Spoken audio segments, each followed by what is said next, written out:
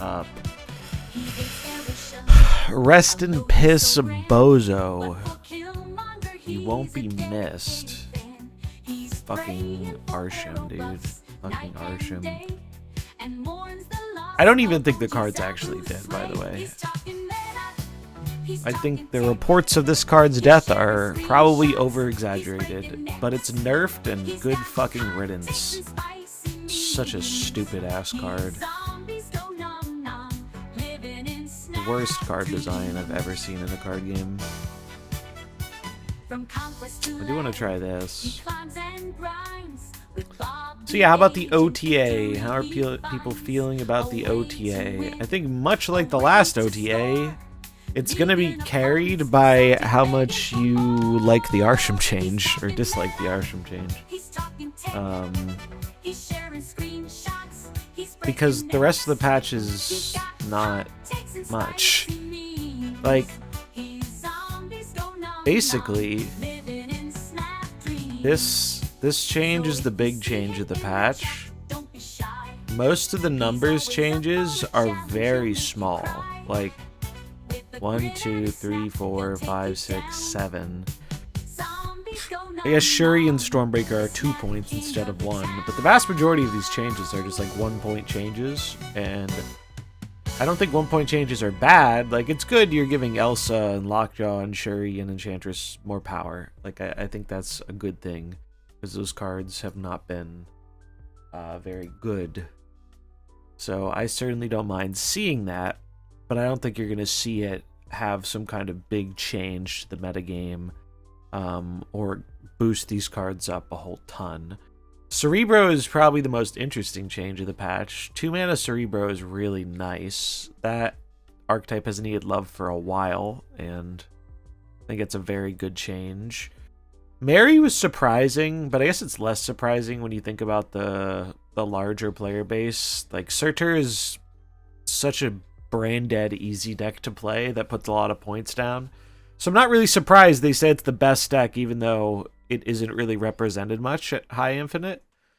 I think it's not represented much at High Infinite because people don't like playing it at High Infinite. It puts the High Infinite players to sleep. But I'm not surprised if it's actually doing very well across the rest of the player base.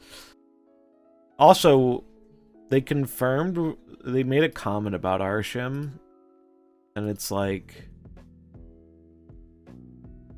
But also, Arishem has held firm at a play rate that is unprecedented relative to other decks. Some weeks it has been double the next highest deck in games played. That is ridiculous. And it 100% is tied in with card acquisition. That's the thing. Like, I hate Arishem so very much, but I understand why someone who's probably missing a lot of cards loves it, because it feels like you can compete by just owning one card, and you get to play with a bunch of cards you don't own. Conceptually, it makes sense why people like it. I just think the other side of that gameplay experience is some of the worst experience I've ever had in a card game, being on the other side of fucking Arishem.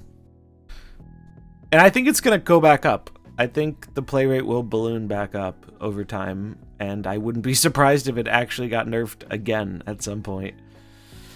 But for now, people are going to cry about it, and they're going to stop playing it, and the game will be better for it.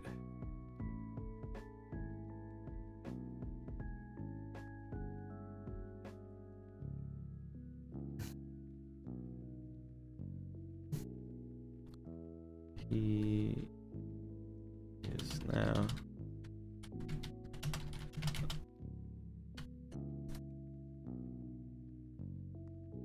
Okay, why did that...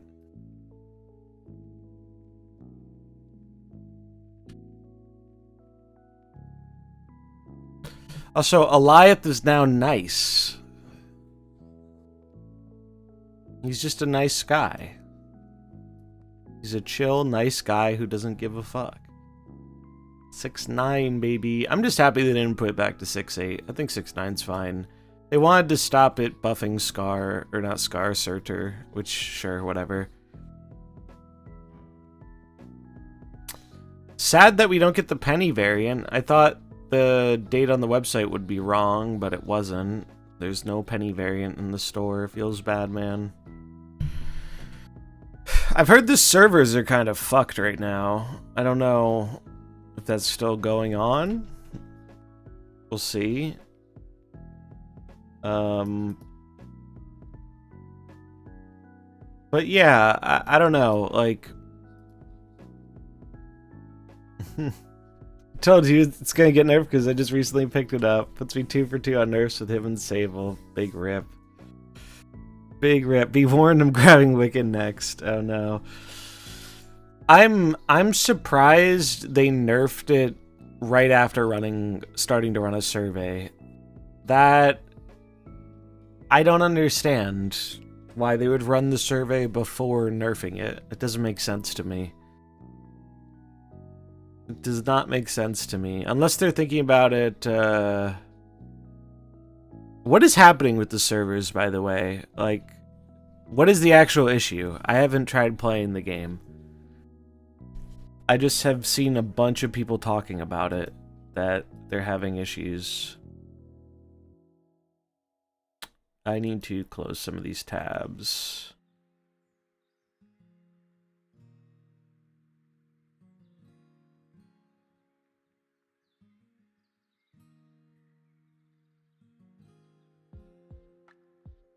I thought it was just EU. So EU had a problem with queues that they're working on fixing. That's its own thing, though. Like, I know Browday was talking about it, and they reported it, and the developers have confirmed there is some unique issue to EU causing problems that they're trying to fix. But I know people who are on NA have been having issues too, just after the OTA, and I don't know what they are. But Safety said he was having problems. I'm pretty sure Dara switched off of Snap because he was having problems. I don't know what the problems are. I'm assuming, like, disconnects. I guess we'll find out.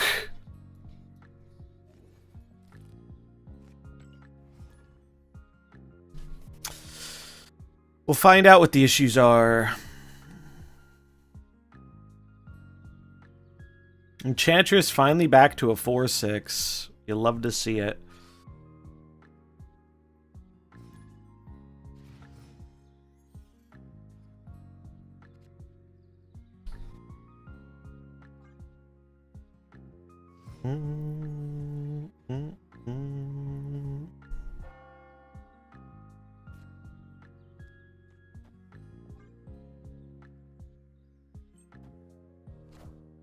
Armor, Surtur card back. I'm sensing a Surtur.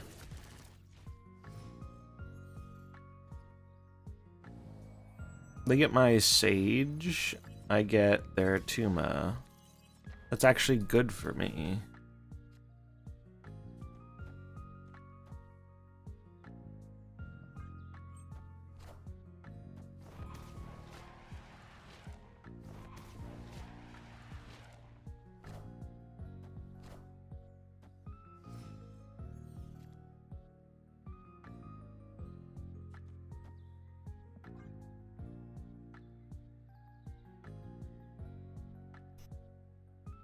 Thoughts on new Arishem? Probably not nearly as dead as a lot of people think it is.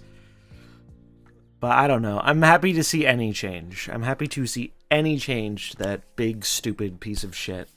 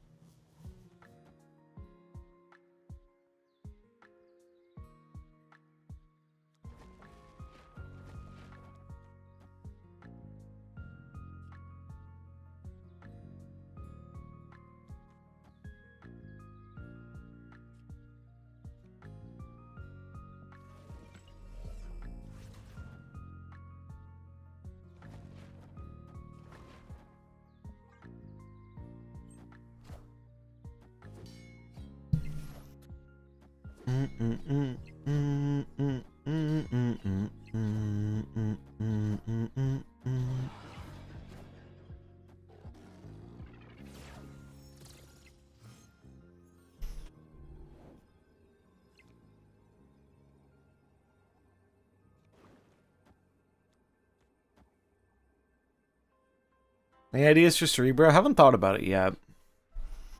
I imagine there's something there, though.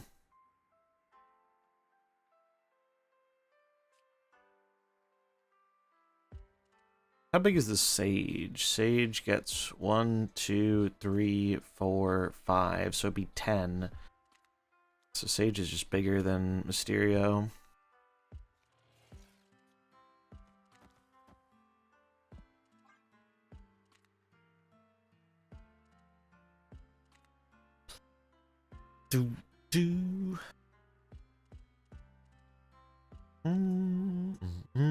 I imagine C3 or C2 are probably the ways to go, though, for Cerebro. That'd be my guess.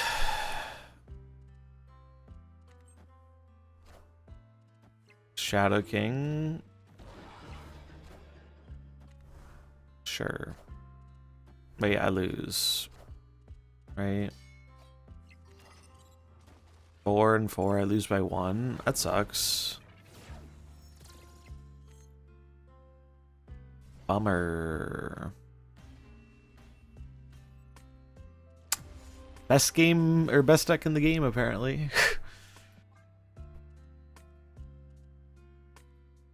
Genuinely don't know how people don't fall asleep playing that shit. It's so boring.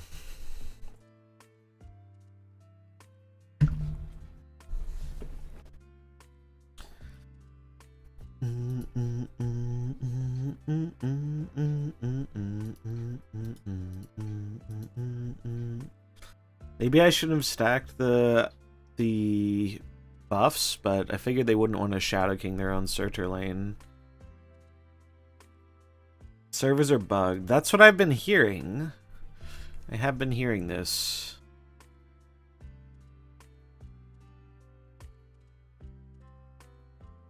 Many people are saying this, which I'm assuming is creating these longer queues.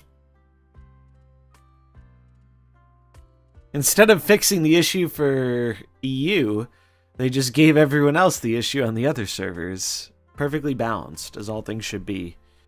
Is the Game Awards today? Why am I seeing... It is today. Oh, neat. You're on the freeway.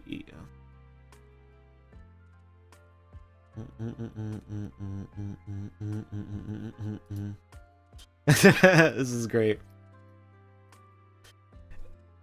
Annual reminder to not get your hopes up about the Game Awards. Jeff Keighley always gets up on stage like, this is the biggest game I've ever had the privilege to reveal. This is going to blow your mind, and I'm terrified life will never be the same after it. And then the game looks like this. True.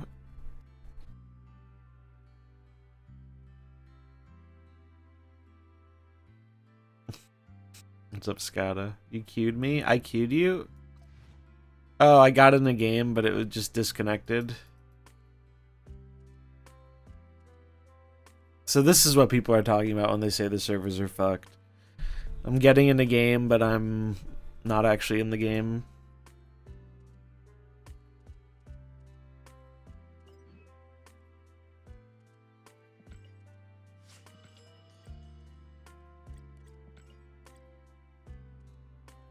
Yep.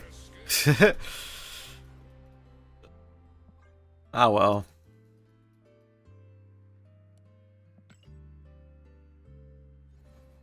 I guess we're gonna be a Conquest Andy then for now. So I don't lose a bunch of SP. Not that I really care about the SP, but... if it's really, really bad, I'll just go play PoE, but... we can talk about Snap stuff before that happens. I don't know. It's... I feel like... pull up the image again. I feel like... they're running out of, like, room for, like, people being excited about a bunch of, like, +1 power changes. Opinion on the win traders, I think it's kind of sad that there's like money being exchanged for win trading in a game with no incentive to do that.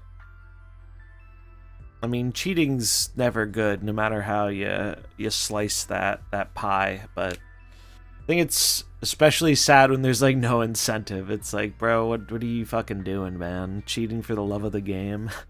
Like, it's stupid. It's very stupid. And I'm glad it came to light, I guess. Like, it's good it's out there. But I expect most people will forget about it in a week, because most people don't give a shit.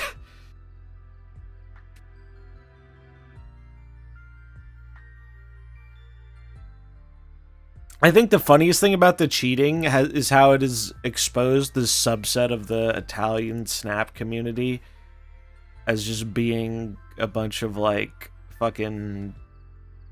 They're acting like they're V for Vendetta, bro. They're like, we're the mafia. It's like, bro... I don't know. It just gives big Mother's Basement energy. Blinded by the sun. Like, it's just... It's big Turbo Loser energy. Also, having one of their members literally named after a former member of the Nazi party, not a great look, man. Not a great look. It might be a hot take. But, yeah. In MTGA, there's a loser bot at master rank. A loser bot? At master rank? What rank is master? I used to play quite a bit of Arena. Are you talking about, what do they call it in Arena? It wasn't master, it was, I don't remember what they called it. The red rank, where you get a number. I used to play a lot of Magic Arena. Mythic rank, that's it. Yeah. No worries. So someone bots in Mythic? Or are you saying it's like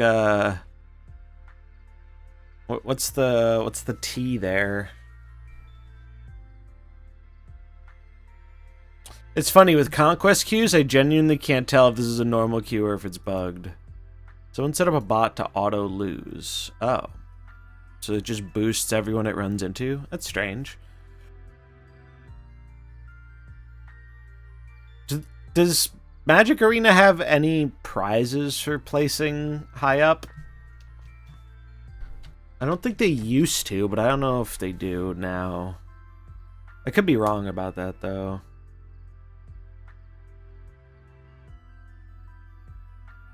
We get to Mythic as fast as possible, then bot to rank 1. That's so silly. I know they do some competitive event things on Arena, but I don't know if any of that's tied to the ladder. If it is, that's kind of fucked up, and they should get rid of it. What about Pokemon Pocket Cards? You guys see some of these? We're getting a mini set next week, and that's gonna make me stream Pocket again. Because I've been waiting for new cards, baby! Been waiting for some new motherfucking cards. And we're getting some.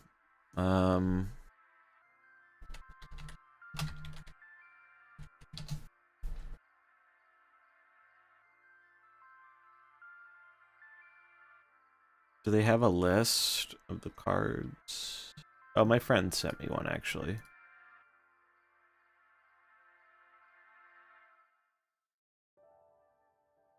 Nintendo...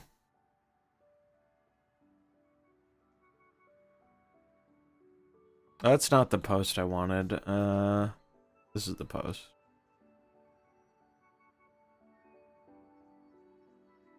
So we have the new Aerodactyl, 140 HP EX. Land Crush, 80 damage, 2 energy. Your opponent can't play Pokemon from their hand to evolve their active Pokemon. That's a strong passive. Tauros, getting some love. 3 energy, 40 plus. If your opponent's active Pokemon's an EX, does 80 more. That's pretty cool. New Magmar. Discard 2 fire energy from this Pokemon. Deals 80. It is stage 1, I guess. Execute. Oh, there's a new Execute. Take a grass energy from your energy zone and attach it to this Pokemon. That's interesting. Blue. During your opponent's next turn, all your Pokemon take -10 damage from attacks from your opponent's Pokemon. Maybe we'll get red soon, too. Morlul. Larvesta, Snivy. These more are just like, oh, we're going to get the evolutions of these, which will be cool. Mew EX, this is the other big one. 130 HP, Psy Shot, 20.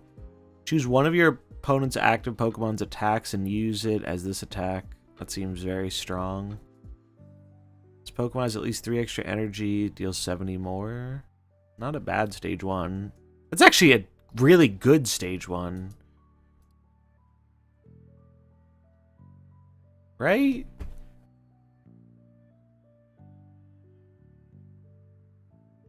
Doesn't this seem good? Like, this is just a good kind of... It's like Kangaskhan, but it doesn't have as bad of a retreat cost. And there's actually an upside if you pump it. I don't know, that seems decent for a stage 1. Marshadow. 80 HP, Revenge. If any of your Pokemon were knocked out by damage from an attack during your opponent's last turn, this deals 60 more. Kinda neat. Dedenne. 60, 1 electric, flip a coin. If heads, your opponent's active Pokemon is not paralyzed. The new Pikachu that is not legible. Vaporeon getting a sick Alt-Art. I hope we get Alt-Art / new Jolteon and Flareon too. As often as you like, during your turn, you may move a water energy from one of your bench Pokemon to your active water Pokemon. That seems fine. Nothing crazy, but seems fine. Leaf. During this turn, the retreat cost of your active Pokemon is 2 less, so it's like Super X speed. That's kind of neat. Yeah, the I think Aerodactyl and Mew both look quite strong. What's up, Just? We're chilling. I think we're locked in a queue that we're never gonna get into a game, which is unfortunate. Yet reconnect the game.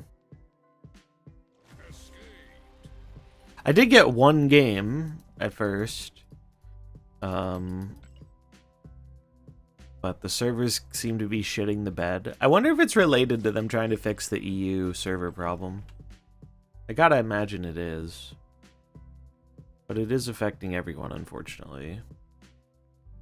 So yeah, I'm looking forward to the new Pokemon set. I kind of miss playing Pokemon. I'm just kind of bored of the main launch set, so I want new stuff to play with, and we're getting new stuff to play with next week. So this is a day to remember. I'm a bit tired of running Cass on almost any deck. Yeah, I didn't expect them to nerf Arishem today, to be totally honest. I thought them running that survey meant they were still trying to figure it out. And I do think it is being overstated how... I think it's being overstated how big of a nerf it is. Like, the nerf does do some impactful things. I really like how they got rid of it generating duplicates. That is a small thing. It won't come up a lot, but it is such a better feeling not to die to Eliath into Eliath, or Blob into Blob, or randomly generated Shang-Chi in addition to the one that's in their deck. Like that. That is a thing that won't impact a lot of games, but the games it does impact, it will feel so much less bad. I think they could have left the additional cards in the deck, to be honest, but whatever. I'm a hater. What can I say? It's tough because I think a huge part of why people like Arishem is because they don't have the cards for a lot of the other decks. So from that perspective, you had to restart every other turn, so Snap might just be stone cold unplayable, huh? That'd be a shame. Maybe I play PoE soon then. Oh, I do not want a Q ladder. I do not want a Q ladder. Holy fuck. I meant to do this. But yeah, It's not looking good, folks. I got one game, and seems to be broken. Imagine they have to undo the OTA to fix it. That'd be funny. Well, in the meantime, let's see how social media is taking these changes. That's what we're all here for, right? Who needs the gameplay?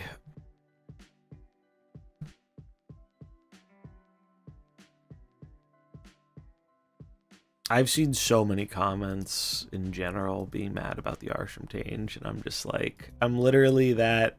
It's that clip of Cartman drinking Scott Tenorman's tears. It's like, ooh, the tears of unfathomable sadness, delicious.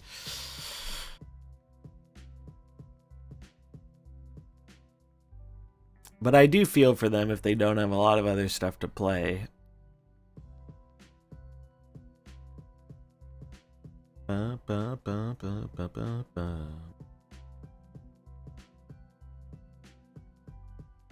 Let's see. I actually took some screenshots of other ones I found that I should share. That I'm just having a ball with it.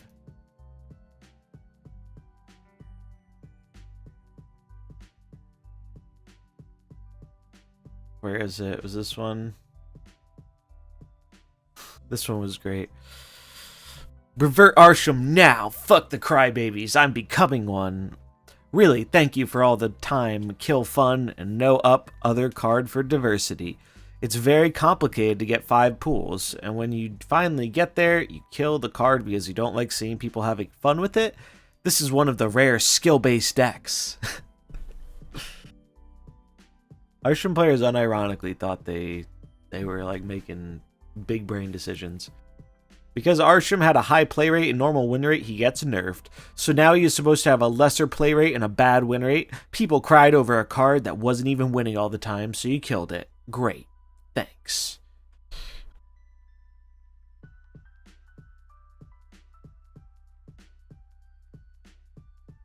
Arishem nerf made me so mad, bro. Dude, I climbed the last 3 seasons to Infinite with Arishem, but in Conquest, if I want to win gold or Infinity Ticket, I didn't play him because he is not consistent. These people cry babies and bad at the game.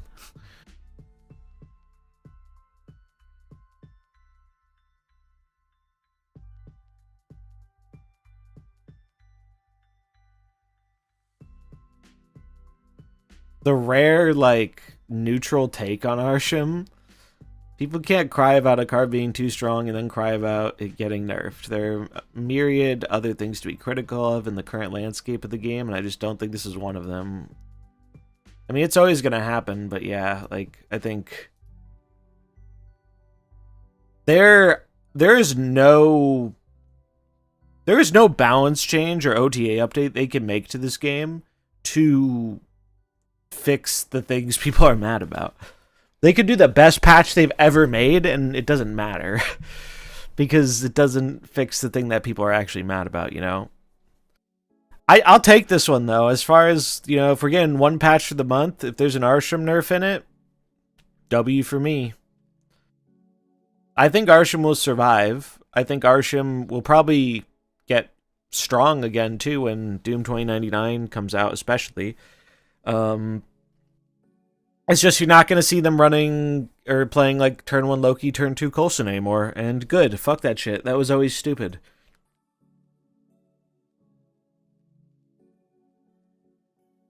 The Frigate Enjoyer, the extra power is a cherry on top. Yeah, I like the thing with the small power changes is I like most of them.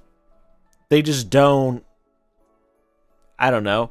Like, it's not going to make me build Frigga in a new way or Elsa in a new way, right? Like, maybe it'll make me try the cards again a bit, but the thing about the power changes is, what I like about OTAs is when they make me feel good about trying out something that has either previously been bad for a while or has never really been good. And I don't think any of the changes in this patch really do that. Except for Cerebro. Cerebro's the exception. Cerebro and maybe Bill. Those are like 2 very good changes, I think. But the rest of the changes, it's like, I think they're fine. I just don't really have much of an opinion on them, and I don't think they're going to change the game much. But if there's a time to release a patch that isn't drastically shaking up the meta, now is probably not a bad time, because the meta really isn't that bad. Arishem was my biggest complaint, so seeing it get nerfed and knowing that's going to lower the play rate, huge. It's just hard carrying the patch for me, like the Thanos changed it last time. The game still busted? I think so. We played one game and have had nothing but disconnects since. Sure, you might be able to compete. It is some copium, I think, my friend, but more power to you for trying it, though, if you want to try it. I wouldn't mind that. But, like, I don't know. It just feels like these aren't changes that are going to move the needle on most of these cards. I'm never going to say like a less played card getting a buff is a bad thing. Like, no, it's good. But the Arishem nerf isn't as bad as people are making it out to be. You're still getting a solid passive Electro without the one card per turn drawback. Quinjet and Mockingbird still give the deck plenty of room for big plays. This gives more consistency overall. Arishem has got me to infinite more than any other deck, and I'm not mad about this change. Yeah, I mean, I think this is actually probably a more level-headed take. I think Arishem is probably still a very playable deck. I'm a little surprised he said Searcher was the clear best deck. So, here's the thing. I think if you're tuned in to, like, quote-unquote high-level snap play, that does come off as surprising, because while it's good, that's not a deck you see a ton of higher up. And I think the reason for that is very simple. I think it gets played less relative to its power at high infinite because a lot of high infinite players find it boring compared to other decks to play. And then on the opposite end of the spectrum, since it is a pretty easy deck to play well, there's less room for mistakes, and the goal of the deck is just straight big power output, which wins games. So I'm not really surprised if that's like their best deck across the larger player base, because it kind of builds itself, it's pretty easy to play, and it puts out a lot of power. So if you're a more casual player, that deck probably does way better for you. It's kind of like how when Shuri was like the meta tyrant, like there's a reason we always called the Shuri players glue eaters, because you could be downing a gallon of glue per hour and still be fucking not making any mistakes with original Shuri. Yeah, and it's like a little bit budget friendly, I guess, right? Like if you got the season pass.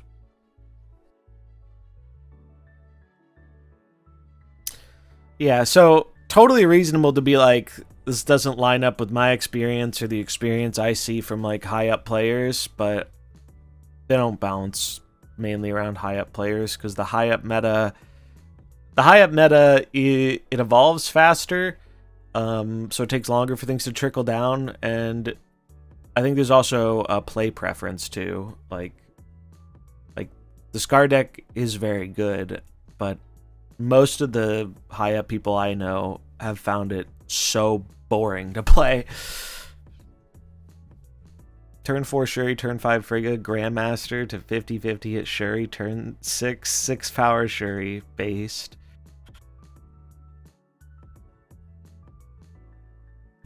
The game seems kind of fucked, chat. I think the game's kind of fucked.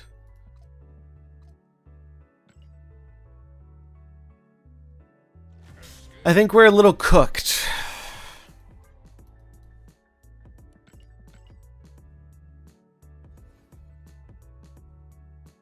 Yeah, I think a lot of people just find it kind of boring to play. I know I do. This is the deck I wanted to try. New Elsa, new Frigga. What is happening with Mysterio? Bro's having a moment.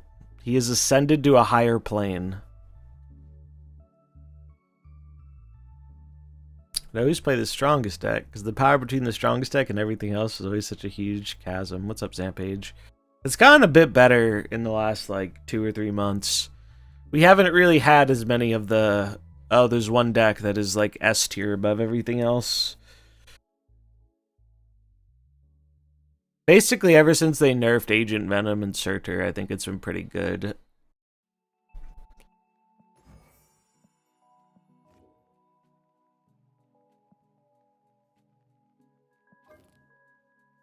This deck went pretty well, too.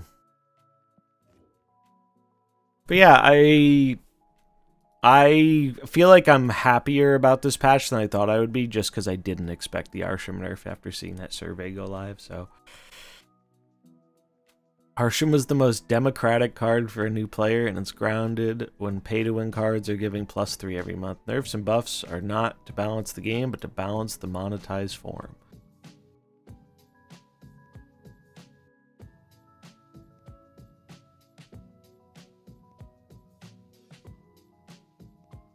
Any other good quality comments?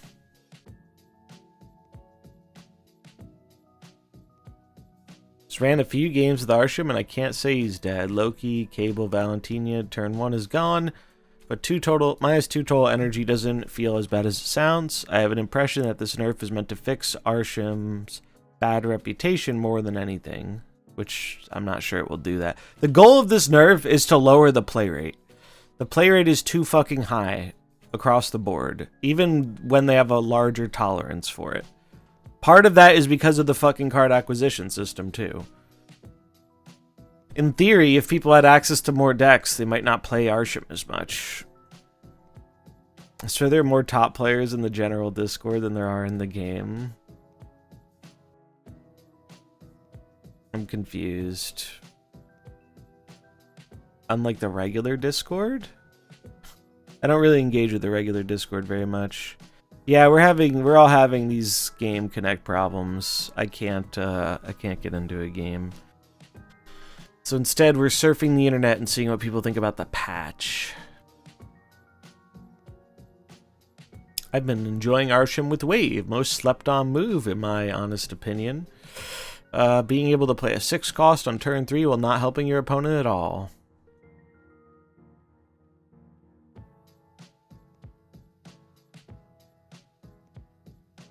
So tired of chasing fun/good cards by agonizingly slow resource hoarding only to have them gutted. So glad I reduced my playtime to super casual and spending money elsewhere. For everyone who hated playing against Arishem, you're very welcome. After holding out for a while, I finally picked it up with tokens, and of course it gets nerfed a few weeks later, so it's all thanks to me.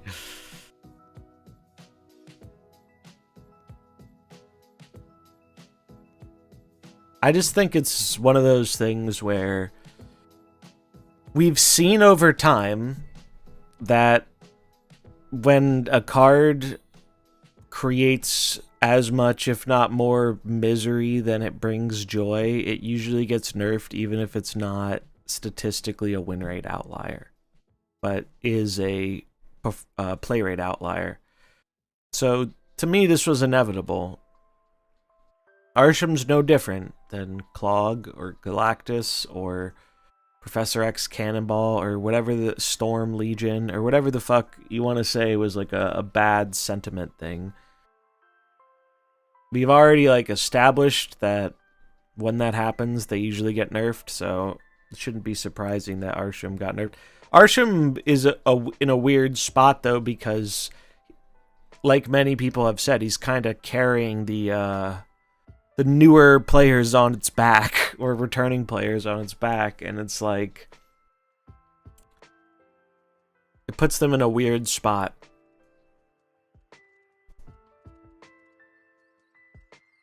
How about my boy Lockjaw getting buffed though?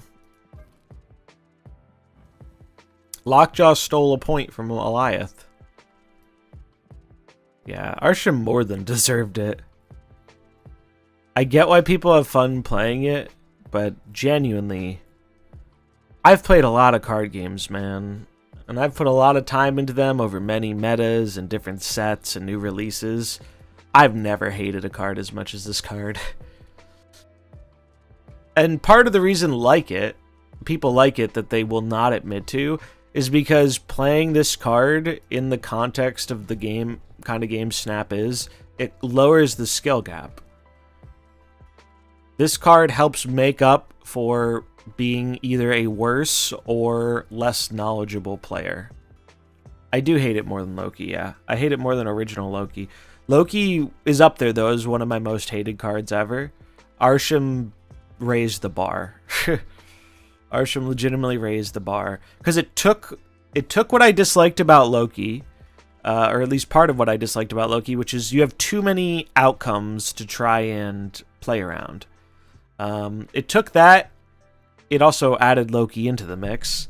But it took that and amplified it like crazy, and you didn't, you never learned anything from playing against Arishem, which is what gets me. I play card games because I like to make decks and learn, you know, what works and what doesn't work and why that works, and find new ways to solve the problem of winning the game.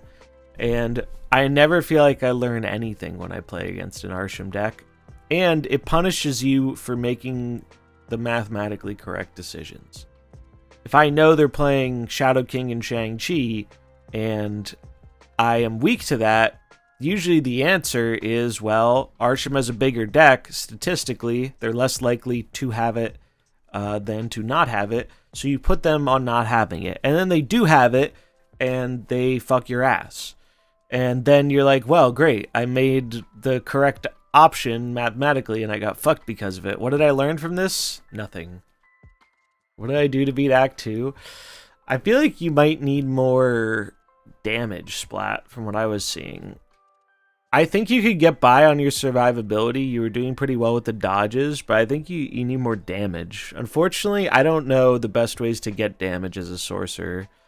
If you haven't fought some of like the optional bosses in Act 2, I would do that. Because I think you can get some skill points.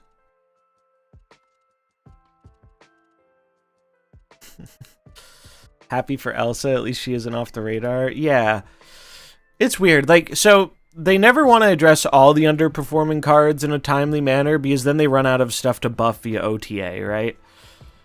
The only reason we've been getting bigger ones more recently is because they're essentially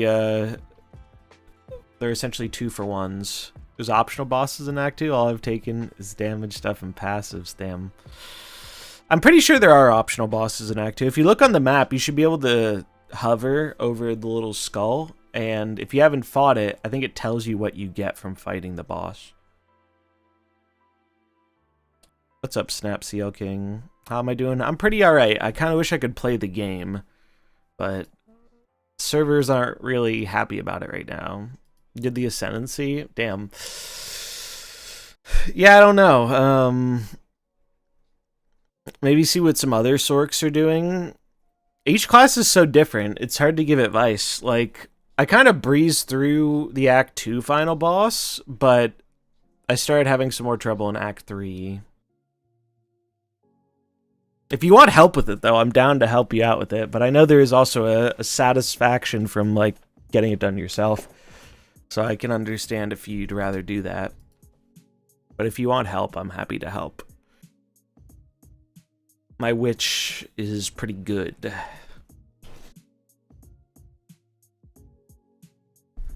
I don't know what the patch is about, but it made my day, yeah. Oh, if you got him to 25%, you can 100% get him. I'm convinced. If you can get him to like a quarter health, you can 100% do it. Probably do you have any, like, natural healing? Or is it just potions? One thing that has been really clutch for me in boss fights is not always using my potion in the early phase of the fight and just getting that, like, slower natural healing. So I have more potions at the end. I haven't even logged into Snap yet today after getting a million DMs about the server issues. Yeah, we played one game and it was fine. And then every game after that, I haven't been able to get in. So I don't know. So we're just talking about the OTA and stuff. I'll say it again since I'm sure people, you know, have missed the initial conversation. I think this is a pretty fine patch. much like last month's patch, it's being carried by one main change, which is Arishem. If you like this change, you probably are more positive on this patch. If you don't like this change, you're probably more negative on it. Because a lot of these 1-point bumps, or 2-point bumps in some cases, they're not going to radically change how these cards do. But they're nice additions, right? Like, I'm happy to see Elsa and Frigga get some extra power. Stormbreaker get some more power. Mary nerf, I mean, it seems fine. Those decks might just want to run Luke now, I guess, but I'm not bothered by that. Cerebro is like an actually exciting change, though. I wish we got more things like this. Like, changing the mana cost is huge for Cerebro. Enchantress OP again? Yeah, remember when 4/6 Enchantress was a thing the first time?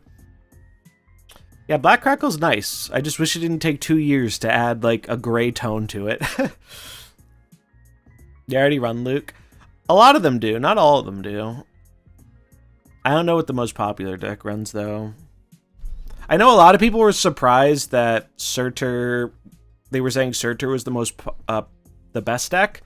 And I think that's because you don't see it... you don't see it at high level, because high-level players, I think, don't love playing it relative to other things, but I think across the general player base it's easy to play, it's a lot of points, it's very straightforward, and so people are likely to do better with that deck than other decks. Are we sure Arshem's truly dead? Not at all, honestly. I do think saying Arishem is super dead is probably hyperbolic, to be honest. I also wish they kept the 15 cards, not gonna lie. I think it's just, you know, people having a visceral reaction to, you know, a card a bunch of people liked getting changed. I really don't think it's dead. I think it's probably still very playable. I'm just happy that it's going to lower the popularity. And then if it is still annoying as shit, which, if I'm being honest, I'd be surprised if it isn't, and the popularity rises back up over time, then they can deal with it again. But I'm just happy they did something. When I saw that survey, I was 100% convinced they were not changing it this patch. That said to me, all right, we're going to get some feedback from the community before we make a change to this card that's very controversial. And that's not what they did. So I'm surprised. Very surprised that is what they did. I might even, for the first time in like months, play Arishem just to see how it feels. I really like that you cannot get turn 1 Loki'd or turn 2 Coulson'd anymore. That was always such bullshit. Like, you did not need to give the deck as much extra energy as it had. It was ridiculous. Also, the fact that they can't generate dupes is a change that will not impact most of the games. But the games it does impact, I mean, you'll never really see the impact of this because you won't see the dupes anymore. But it was some of the most frustrating stuff to lose to the randomly generated Shadow King or Shang or Eliath when you know they're also running it in their deck. Yeah, Wave on 2, dead as well. So yeah, favorite 3 changes this patch. Arishem, Cerebro, Stormbreaker. Easy. Build needed some help. Cerebro really needed some help. And Arishem can eat a dick. So yeah, those are easily my 3 favorite changes. I sent a million emails about Arishem to my account manager, so I think I could take some credit for the change, as the majority of people were saying nothing would change. I was in the camp. I was like, all right, the play rate's really high, they're going to change Arishem.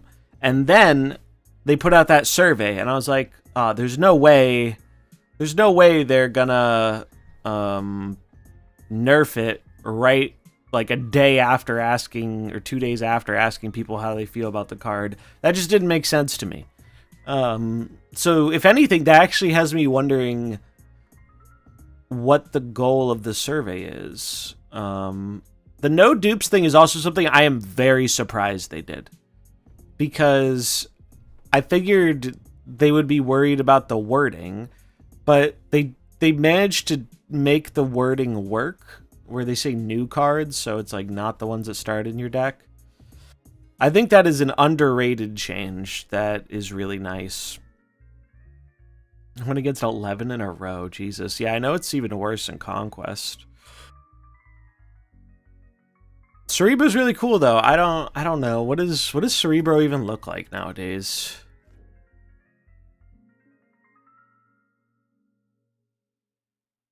Bro, when are we getting more deck slots? Please, somebody. Give us more deck slots.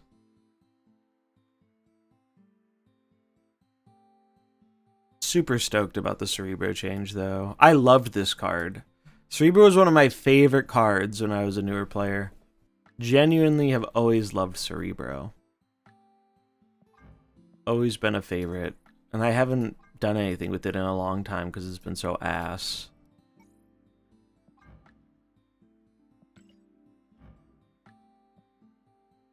You got banned for asking about it?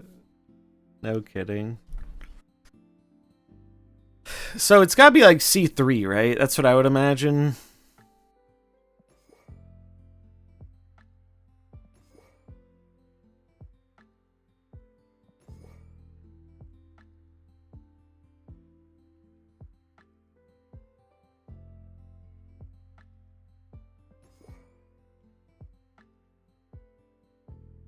They warned me I couldn't keep asking the team about it. Speaking of Ask the Team, we got some new Ask the Team stuff. More content. Let's see. There were quite a few.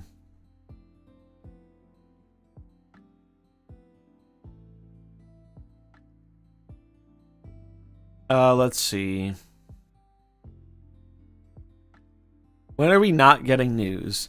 After the series drop announcement, you have been incredibly coy about when we can get new news about improvements. We'll share more news when we're ready. Being a holiday season, can we at least assume, or can we at least get confirmation that we won't get any news in December? At this point, I think we won't hear anything earlier than mid to late January, but it would be nice to get confirmation. I'm pushing to have it ready by next week at the latest. That's not a guarantee, but it's my goal. I want to be clear. This will not be some sort of instant miracle plan or fix. It isn't. I think it is good to. I do actually think it is good to say this. Thoughts on Elsa buff? Nice. I like Elsa. I'm an Elsa fan. I'm an Elsa enjoyer. I'm gonna get some water because there's an ad, and I want to talk about this when people can hear it. So I'm gonna get some water. BRB.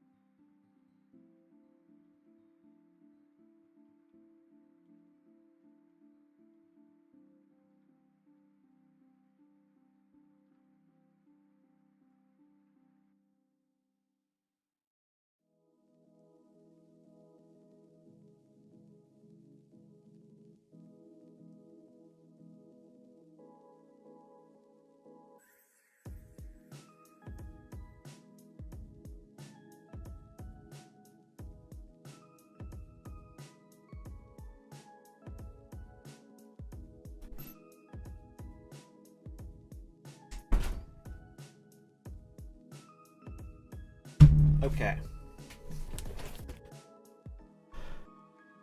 So, we're back. Yeah, there isn't going to be some sort of miracle plan or fix for sure. Like, I think it's good to say that. But I didn't even expect them to really address the player sentiment this month, if I'm being honest. So, we take those, I guess. We'll see what they have to say. Unfortunately, we're at a point where I think it's hard to make players feel like they're being heard until we see action. So I think you can make the best worded thing in the world, and you've got a big hill to climb for it to actually make people care about it. So I don't know, we'll see. This was a bummer. Kang update. We've tried several iterations on Kang, but have not found something we like for that update. However, redesigning Kang isn't a top priority relative to new seasonal content, game modes, balance, analysis, etc.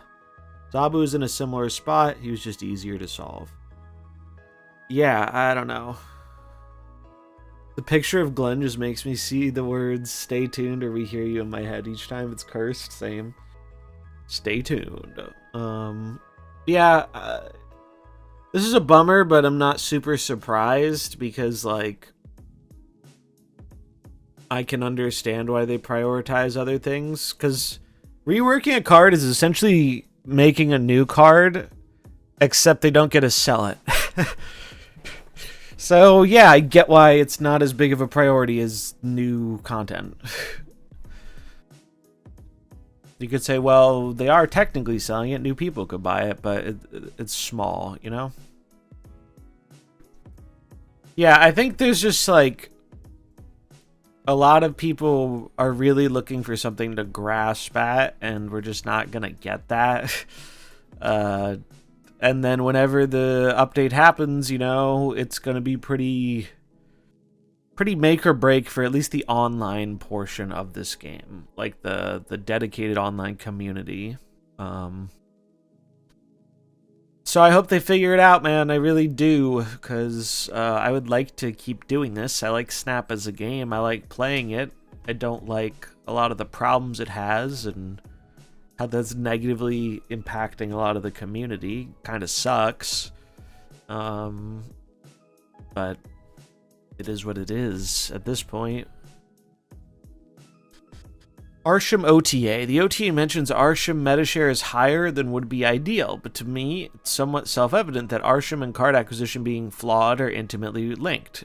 Anyone can build an Arishem deck with Arishem and their best 11 cards. Does the team agree this might be a factor? Certainly. And as the notion mentions, or as the notes mention, Arishem got a longer leash than many decks do because the deck doesn't homogenize gameplay as much. We also recognize it's popular because it's fun. I think he forgot the cap. But Arishem also has held firm at a play rate that is unprecedented relative to other decks. Some weeks it has been double the next highest deck in the games played. That is ridiculous. Yeah, that is ridiculous. If that's what it took to move the needle on this card, that's so crazy. I get giving it a longer leash for a few reasons, but like, holy shit, double? It's insane. Insane. Card engagement versus metagame diversity. So from my point of view, this seems to be a paradox. You guys want to make progressively better cards in order to sell them. Not saying Arishem was OP. Secondary is saying he was not OP. Neither was Hela, but at least she was free. But that's two decks now you kill because they were too popular. So people investing their resources in Arishem or whatever other card, you should be wanting many people to get and enjoy the new card. But then the card gets destroyed because too many people enjoyed it. Now, on Second Dinner's side, this makes sense, as regardless if a card is demoted for being OP or overpopular, that makes room for the next big thing. But on the player side, this particularly stings. Nobody likes their favorite card being nerfed, and when the card is OP, reasonable people would agree that it had to happen. But in cases like Hela and Arishem, it seems like the card is nerfed for being too fun. Lol. And the fault is that too many players have been enjoying it. Aside from the business perspective, is this, players being punished for enjoying a card too much and all the psychological effects on satisfaction that entails, something that enters consideration. And how do you reconcile the dichotomy of we want you to have fun with each card and we don't want you to have too much fun with any given card? We don't believe either of those decks have been killed, and as we've said many times, our balance changes are aimed at killing any cards, or rather ensuring they live in a healthy range. If we nerf something too hard, we'll often revisit the card and ensure it finds that spot. I don't think there's such a thing as a card being too fun, but it can definitely be too popular. We're all playing this game together. If half of a player's opponents are playing the same deck, that's going to negatively affect the fun for that player. That's why diversity is an important component of our balance responsibility, and also why we never aim to kill anything. To be clear, Arishem wasn't remotely close to a 50% average anywhere, but I'm sure some players played days that had that frequency that was true for them, given how high it was and how numbers distribute. Yeah, I don't know, that was a lot of words to not say a whole lot. from both both the asker and the answer. I don't know. Yeah, I mean, I think people do get the thing about MarvelSnap is Snap gets people more invested in their cards because of the split system. I'll turn off this light. Yeah, people get very invested in their cards because they spend a lot of resources splitting it, so when it doesn't feel as good, it feels worse than in like another card game where your shit just gets nerfed or banned or whatever. I think that's a big part of it, to be honest, why people respond more passionately to changes in Snap.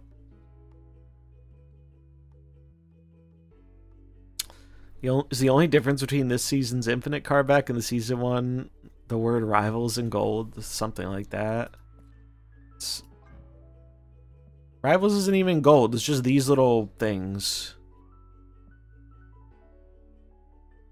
Yeah, the price of cards is also a huge part of it. I've said this many times. Their balanced philosophy is good for the gameplay. It does not mesh very well with how terribly card acquisition is structured. Because for me, it's not something I have to worry about. I have a bunch of resources. I have almost all the cards. Like, if something I'm playing gets nerfed, I go play something else. But if you're a free-to-play player who's been building towards a deck for a long time and you finally get it, and then all of a sudden it gets nerfed, you're going to be like, the fuck, man? Like, why save for anything if it's just going to get nerfed? Yeah, so it's really tough. And the answer to that question is one of two things. It's, well, either you have to balance less or you have to make the card acquisition less shitty. And I don't think they want to do either of those things, if I'm being honest. But if they have to pick one, I imagine the card acquisition is going to be the one they pick. How they do it, though, remains to be seen. Or you have to not make cards like Arishem. True, but that's off the table as long as Glenn Jones is the lead designer. We're already in that cursed world. That Pandora's box is not getting closed until he finds another card game company to go work for. It was always bad design, yeah. Well, the thing is, if you actually look at, I mean, we do have some bad examples with like the season pass outliers. I think generally speaking, from a balance perspective, it is better to aim high, miss a little bit, and correct lower. Like, just how analyzing statistics and card power works, everything I've seen from most card games, when I see a overpowered card get nerfed, a lot of the times it's still a good card. But when you see an underpowered card get buffed, I think it is more rare to see that actually reach an appropriate power level. And the reason for that is data. Underplayed and underperforming cards don't have as much data, so it's hard to figure out why they're underperforming. Relative to when something's OP, you have way more data on it, and you can see, alright, this is the thing that is driving the power. So we just adjust that thing and we can tone it down. So from like a balance point of view, I think that's the right way to do it. They buff Captain America if he was a Series 4 card. Captain America's an interesting one to bring up because they actually are buffing this card with another Series 5 card come February or whatever. Have we tried new Arishem yet? The servers are shitting the bed. I haven't been... I played one game, and I haven't been able to play anymore. Remember how stoked people were when Atuma and Hellcow became useful? Those were two examples of, like... I think they buffed underperforming cards in a pretty meaningful way. Unfortunately, in Hellcow's case, it made Hella a bit too good, but... Yeah, I think people are much more excited about changes like that. Like, compare how people felt about Hellcow and Atuma to, like, most of these changes. A lot of people probably like most of these changes, but I bet they're less positive on them than they were on a Tuma and Hellcow, because it's not breathing huge new life into most of these cards, except like Cerebro. It's just like, all right, it's a bit better. Punisher did get buffed a long time ago, but it's a 1-point buff. 1-point buffs only do so much to cards that are already not very good. I think the main reason Arishem can't be allowed to be too popular is that it makes the game cheaper. You can invest in just one card, throw together a deck with a smaller collection. I mean, if I'm viewing it from a business angle, that would 100% be a consideration. Like, that's probably why they don't want to do the change of making the rest of the deck totally random. Arishem, yeah, it's just such a problematic design. Yeah, they sold tons of Arishem. We know this. This isn't even an assumption. This is a fact. Like, they said it was the most played thing ever when it came out. It was their most successful card release and by far the most played thing ever. So they view it as a massive win. And I'm sure if you're missing a lot of cards and you're like, casual players must love it because it gives them variety to the game, and it lets them play with a bunch of cards they'll never own. So I get why people like it. I think it just creates the worst experience to play against out of anything. And so it's hard to square that circle. How do you make it still fun for those people without creating a terrible experience for everyone playing it against it? And I guess this is a step in the right direction. I don't think it's enough to, like, fix all the things people dislike about this card, and I don't think it's enough on power either. Like, I think it's a marginal power decrease that once people realize it's still decent, the player's gonna go back up. Black Widow need the 1-point nerf. Black Widow, frankly, I think they should redesign Black Widow, because anytime this card is decently popular or played or basically just viable, they don't like it. And when you're at a point where you want the card to be so fringe, you have to ask yourself, why did you design the card this way? Like, I don't think they would make Black Widow in 2024. So every card game should have a busted card that lets you play other cards you don't have. It's bad design. I think it's terrible design. I think it is not a good design. I just understand why it's appealing to people and why people like it, even though I hate it. Arishem's especially offensive because Snap is a game that tries to not print pack filler. We don't have any, like... Most of the cards are made to do the same thing. Put down points on the board. Some are better than that at others, but it turns out the cards that are mediocre at that get a lot better when you get to play them a turn earlier. But yeah, it's like, yeah, there's no Eradicate here.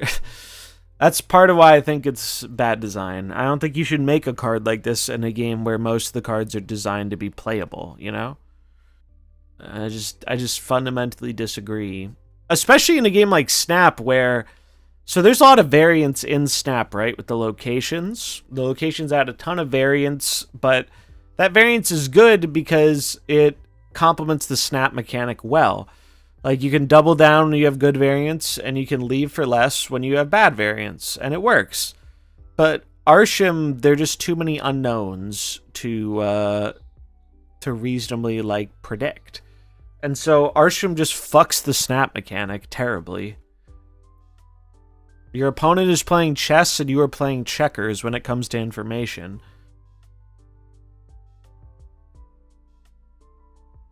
I think I could win many games of Magic using a turn 1 Mox pack filler. Yeah, right? Like, it's crazy to me how much people on average, like, discount the fact that this card essentially gave you double the energy throughout the course of the game. Like, and then we see cards that are giving you 1 extra energy here or there, like Hope, be really, really good. And we're like, oh, getting that every turn. Well, there's a downside, guys. You might get cards that are worse than the ones you put in your deck. It's like, come on. It's just so silly. So I'm just happy that something happened to it. Let him in. Are the queues still fucked? Has anyone tried?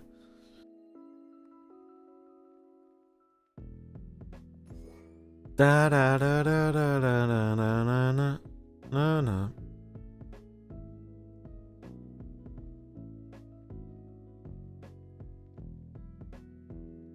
Ba-dum. Ba-na-na-na-na-na-na-na-na.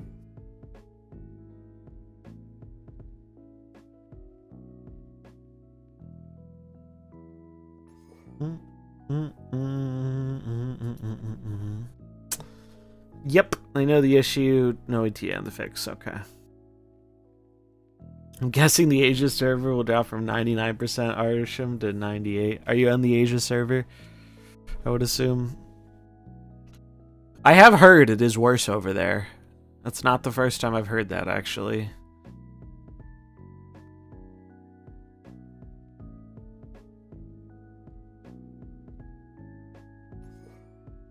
Negasonic. Probably need some more 2s.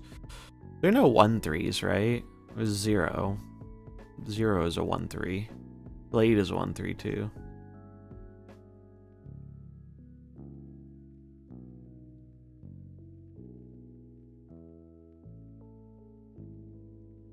I left half an hour ago and I'm still looking at the same 6 cards I was then. Yeah, the game seems not playable, unfortunately, right now. Arishem nerf literally broke the game. I wonder...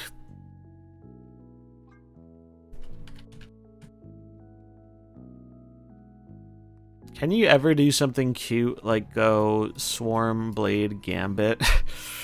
It's probably too cute. Moon Knight's probably better than Gambit here, I guess.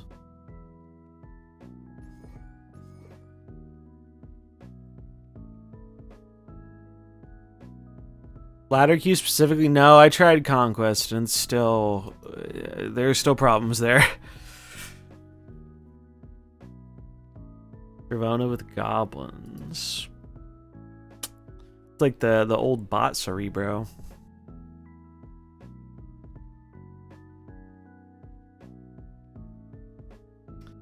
I mean, this looks kind of reasonable.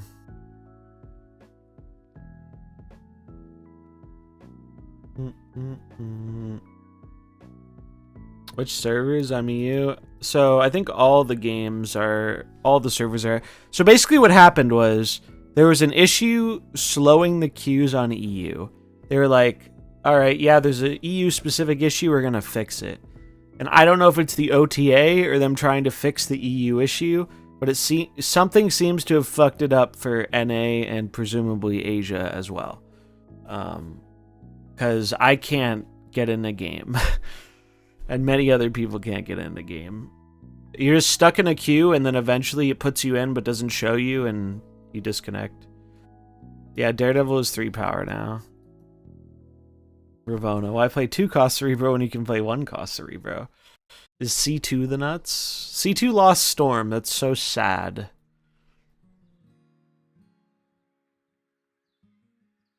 Yep. Looking at pretty cards. Playing NA ladder fine with no issues. Interesting. I got 1 game on ladder that worked, and then it disconnected. We can try. I'll try again. I just don't want to infinitely pump SP. Boom. Let's see. People in Dexter's chat advised to click CL when in queue. Wait, what? Click CL level while in queue? How's that work? 61 is nice. This is after pumping too. I played a little bit after stream like 2 or 3 nights ago, and I pumped really hard playing Hella. I got 1 in 3 Eliath like 4 games in a row. I was mad. I'm pretty sure this isn't getting me in a game. Go to collection level. Can it reconnect me? Let's try Conquest, I guess. Nope. Oh.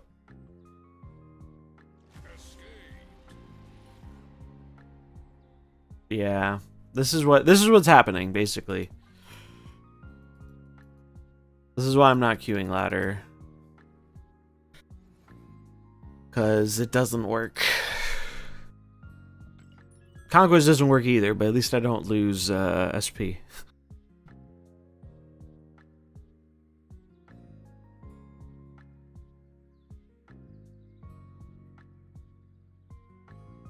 I don't know. I'll give it a few minutes and see what happens. I might just go play PoE.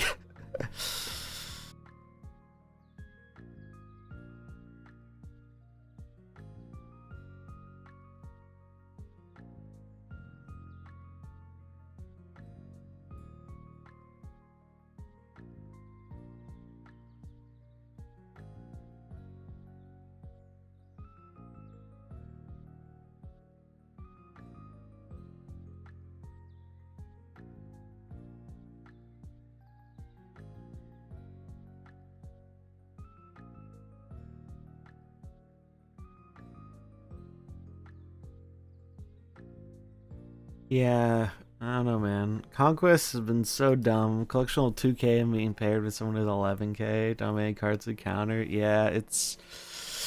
The matchmaking in this game is not known for its high quality, I feel like. It kind of sucks being a low CL player.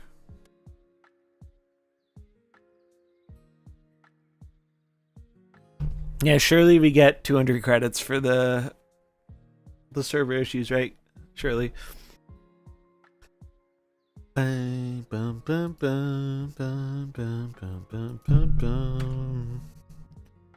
know. Are there any other good posts? Have there been any more good OTA comments? It's a React stream now. Let's go to... Let's see.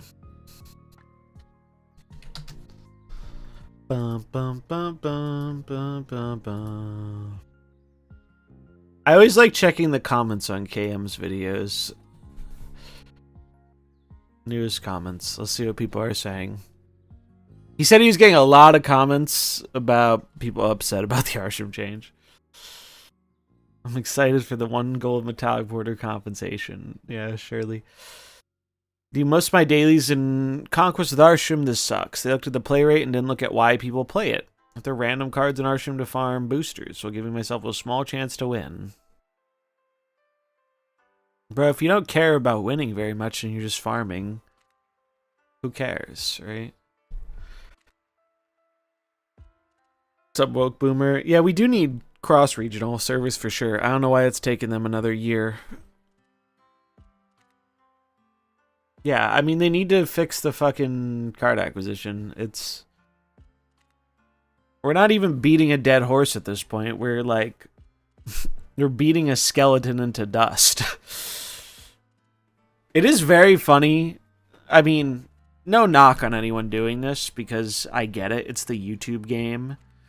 Huge patch, huge patch. This patch will change everything. And then people look at the patch and it's like...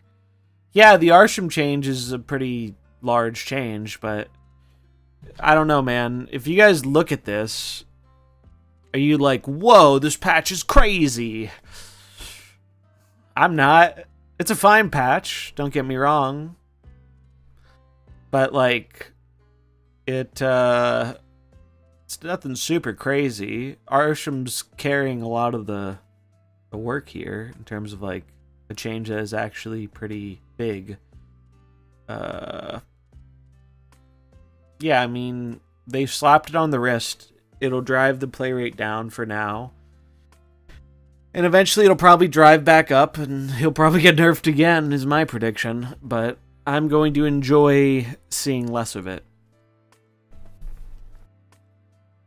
But I think it's just one of those things where you could make the best patch ever in MarvelSnap in terms of card changes, and it's only going to do so much to change community sentiment, because the bad patches don't fix, or like good patches don't fix what's wrong with the game, and bad patches just make it worse, you know? Yeah. Most of these cards aren't super played. Black Widow saw a good bit of play, and Alioth saw a good play. Black Widow, Alioth, Arishem, and Mary saw solid play.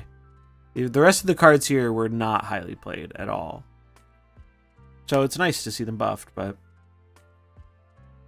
like, I think people, like, let's go back and look at the MarvelSnap November OTA. Let's look at the patch 1 month ago. Look at this. They had so many changes, they had to have a second page, right? They changed so many cards. And yet, when you look at these changes, be honest, how many of these changes do you actually remember them making? Because I can tell you right now, I forgot about like half of these changes being in that last patch. I did not remember that was the patch where they buffed Destroyer and Valentina and Jessica Jones and Heimdall and Crystal. Like, the things people generally remember, I think, are the things they saw a lot of, right? So, Agent Venom, Surtur, Scar, Shadow King, and Thanos. Thanos carried. So, you can throw in a lot of these, like, smaller point changes, but they don't excite people a whole lot, and they don't really change how the game looks a ton. So, when you look at a patch like this, it's like, whoa, they changed a bunch of cards, but only a few of them, like, Arishem was the most meaningful by a mile. Most of the other ones are very small adjustments, either up or down. And I don't think they needed to do anything, like, super crazy, because the metagame is pretty diverse right now, so it's not that big of an issue. People have more fun with OTAs when they're excited about building around some of the cards that got changed. And I think there are quite a few cards on this list that don't inspire that excitement. Like, are people excited to go brewing with Shuri or Enchantress? I'm not super sure. Not super sure on that one. Cerebro, for sure. I buy that. Even Stormbreaker. Maybe Elsa Frigga. Maybe Lockjaw. I don't know, but it feels like 1 point of power isn't going to inspire that huge, like, oh, I can finally revisit this. Bum, bum, bum, bum, bum, bum, bum, bum, bum, bum.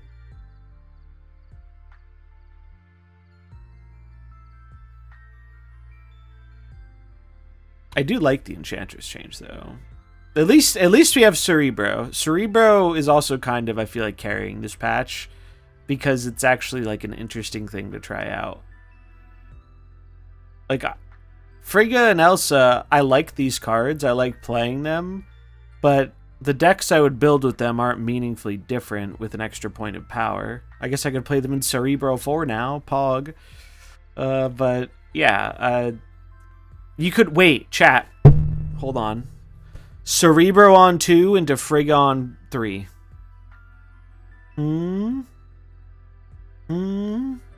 Are we cooking? Frigga value in C4? You just have to make more cards that make people want to play C4? The Qs are cooked. The Qs are cooked. Imagine Frigga was still at 3 power. Yeah, it was a nerf, right?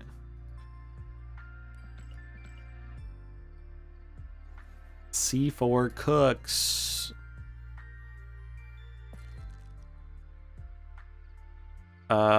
Sort by power. What 4 power cards even are there? You have Cyclops, Crystal, Kyera, Coulson, Mysterio, Nakari, Value, Nocturne. Why do they all cost 3? Why do they all cost 3? There are no cheap cards. Do you think the Stormbreaker buff was intended to get people to buy the Beta Ray Bill bundle next week? I don't think the buffs are ever strictly intended to get people to buy the bundle. It's more just like, I think they have a large pool of cards they can buff, and it's like, well, why not pick one of the ones that's upcoming in a bundle because it's just free upside, right? Like, truthfully, at this point, I don't really care about them buffing a card that's coming in an upcoming bundle. Like, it doesn't really... Because I think they would have buffed it anyway. All it has to do with is the timing. Like, I don't think they're only buffing it because of the bundle. I think they're buffing it because it's underpowered and the bundle just speeds up the timing.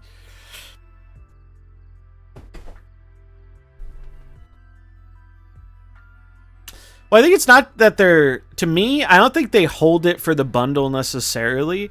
I think they're holding a ton of card buffs because, you know, they want to be able to have something to change every 2 weeks, you know? And then the bundles help make decisions for them because they're like, well, if we're going to sell this variant and this card's not doing bad, or this card's doing bad, then it doesn't hurt to give it a nudge now. It just kind of informs...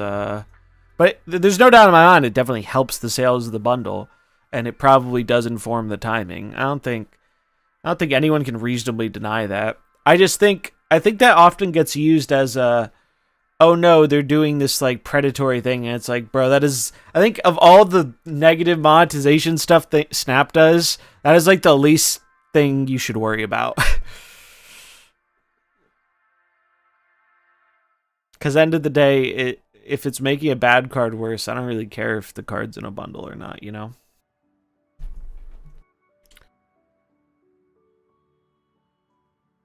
And if anything, if you buff a card and people don't have it, I think giving them another chance to buy the card is probably better than not doing that, right?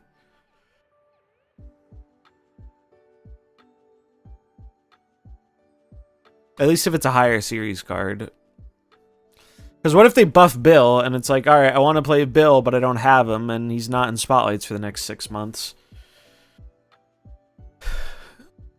I feel like it's used as a bit of like a gotcha, and it's like, I don't think it's needed, you know? It's like, because there are so many more offensive things they do that I think are worth focusing on. Yeah, the hammer buff is nice. Unfortunately, it doesn't really buff the deck I liked with him. Where is it? King Gore, this deck. I mean, it will be relevant sometimes, but most of the time you misery the hammer anyway. So, not super relevant for this deck. But it'll be relevant in the games you don't misery.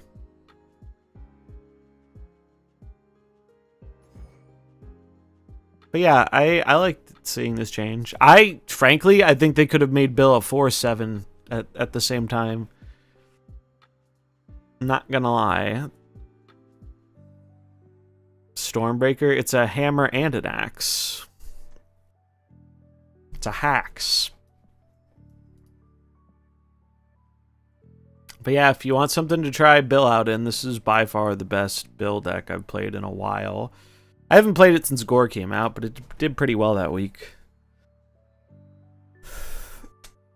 Bill's fun. He's a fun card.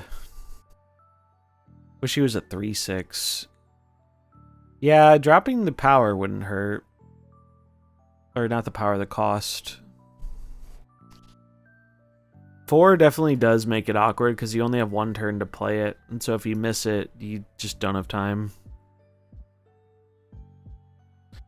Well, I think the thing with... I think it's okay if it clashes with Thor because... if you draw Bill first and play him on 3, and then you draw Thor after, you feel fine.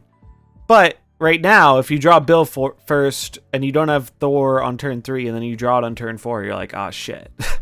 Like, now it's awkward. Is using Zabu with him awkward? I think the thing with Zabu is you need to have like 3 good 4s. So like in this deck, we wouldn't want that because we're only running 2 4s.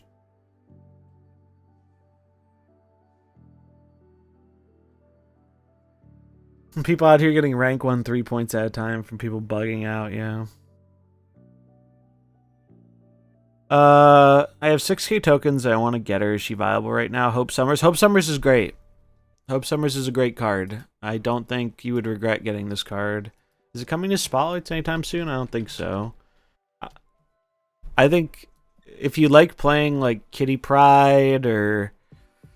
I don't know, there are a lot of mid-range decks that run this card. It's a great card. There's a bundle next month for Hope. So... if you're okay with waiting, and here, let's find the bundle. If you're okay with waiting a month, that's probably a better value, depending on the price. Let's see what it looks like. Because 6k tokens is a very valuable thing. Let's see. Bundles.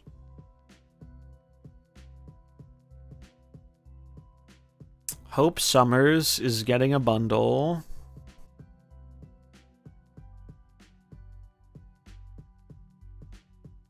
Is that it? No, that was Negasonic. Didn't this already come out? It did. Oh, this is the web store thing. Where is it? Where is Hope? Here it is. Hope comes out in like a month for a $30 bundle with some credits. So, I mean, if you really want to play it right now, I don't think you'd feel bad about using the tokens. But if there's something else you're also looking for tokens, and this is bundle interests you, then I would probably save them and pick up the bundle, because I think this is a good value, I want to say. I don't know. I'm not a value analyst. I don't pay attention to that stuff as much anymore because I don't buy as many bundles. But yeah, worth keeping in mind. They actually have a bunch of Series 5 cards coming in bundles. I don't know if that's their attempt at giving people more ways to get cards outside of Spotlights, but...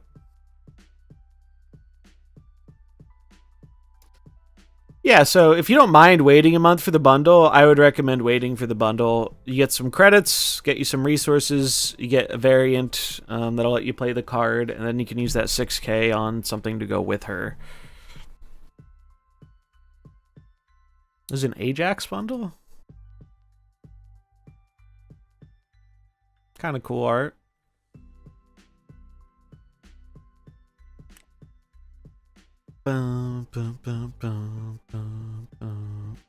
Yeah, the Anti-Venom one is the big one, right? I think a lot of people missed Anti-Venom, and it's one of the only ones that's for gold. And it's a good value. I think the value is going to change straight up. Like, do not be surprised if you see this seems way better than what they normally offer. And it's 2 months out. So I don't think this is going to stay the same. 3k credits, 3k tokens, and Anti-Venom for 4,500 gold. That's got to be one of the best bundles they've ever done if you don't own the card. When's it coming? February 20th. So, like, 2 months. You got time to save if you're missing the gold. I do not think these currencies will stay this way. Either this price will go up or these will go down, is my prediction. But regardless, if you want to get Anti-Venom for gold, this is probably going to be the way to do it. You know what's going to be funny, though, as a result of them selling these bundles? So, like, the point of selling these bundles, I think, is to give people more chances to pick up Series 5 cards that aren't coming back to Spotlights right away, right? Oh, this Brood bundle has a Brood token. Neat. I think the point is to offer things like Scorn and Corvus for people who don't have those and all that. But it's going to be funny because, you know, you still don't own the base card. So I I think a lot of people are going to be like, oh, I'll buy this bundle, I'll get it. And then they're going to get like the base card randomly at some point, and they're going to be like, what the fuck? This is useless. It's getting just the variant for a card is kind of like getting early access to it in a way, to me. It's like you're renting it. But hey, if it lets you play the card sooner, I'm not against them doing this. I think anything is preferable in terms of giving people more ways to engage with cards that normally show up once or twice a year in the spotlights, you know? Been dodging Mobius base card for nearly a year, based. So, like, I think them doing these type of things is probably better than them not doing them. I don't really mind them selling more Series 5 cards like this. But this can't be the only thing, right? Like, they still need to, like, do a change that actually impacts the larger player base. Because the vast majority of these are, they're real money bundles, right? Like, the Anti-Venom one is, like, the only gold one. Pretty sure. All the other ones are dollars.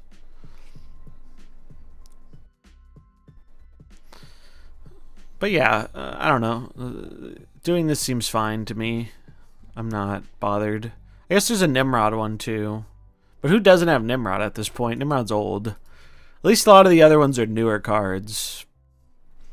Fun fact, Nimrod still does not have a variant that is not a bundle, season pass, or ultimate.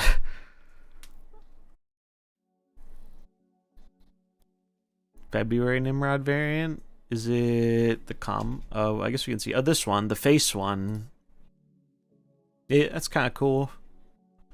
Reminds me of the big dude from Transformers who was also a planet. Let's see. What was that character called? Planet.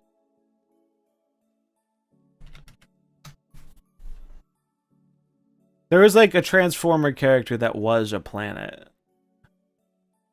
Unicron, that was it. This dude was literally... It was a Transformer that was a fucking planet. It was a planet that transformed into a robot.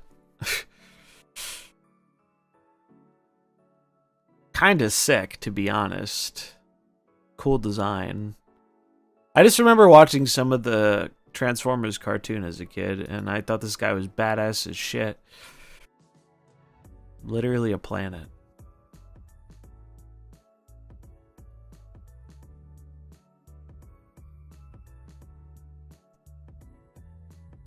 In terms of upcoming bundles, are there any I care about? I haven't even thought about this or really looked into it at all.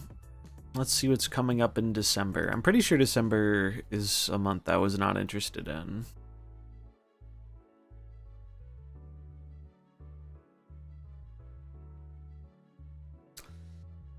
New wave.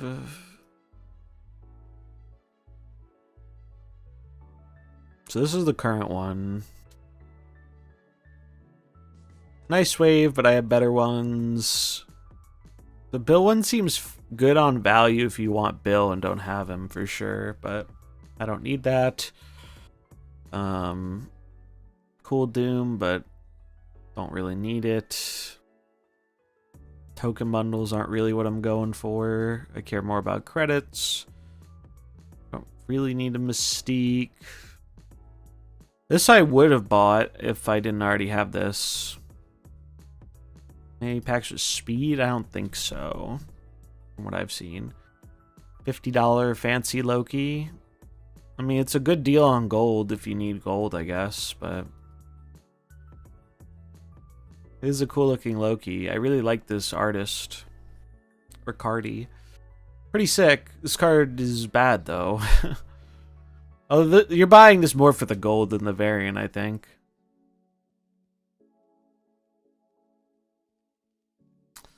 We have least cold Spider-Woman. Classic. Average snowboarder attire.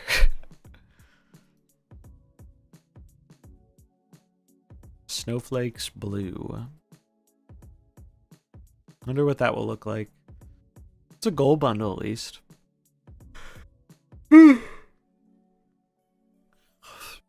White Widow. This is a card that exists still, right?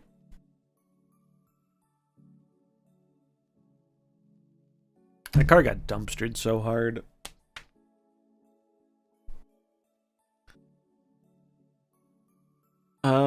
Misty bundle. This seems decent, I guess. Negasonic variant, 2500, 2500 for 25. Yeah, Widow and Loki be pretty dead.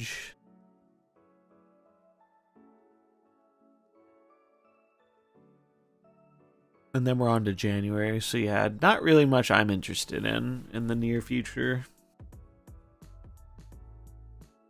It's fine by me, though. I have other things to spend money on. I'm chilling.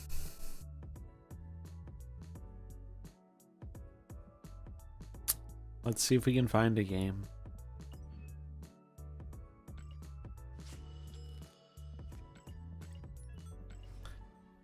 Ba-na, ba-na.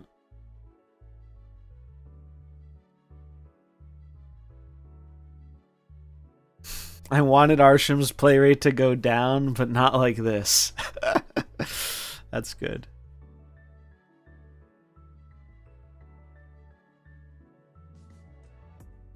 I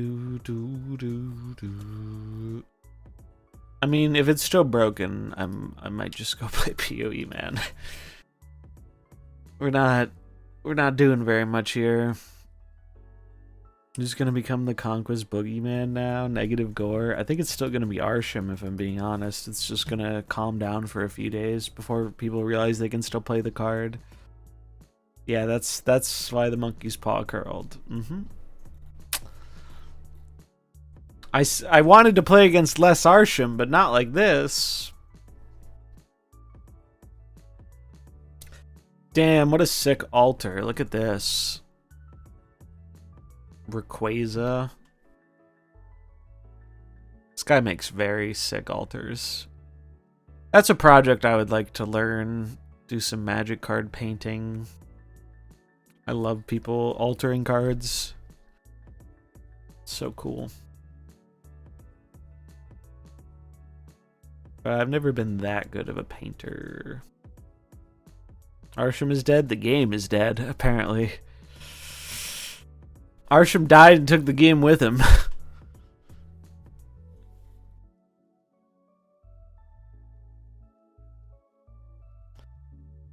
Yeah, he really is gold standard of altar stuff.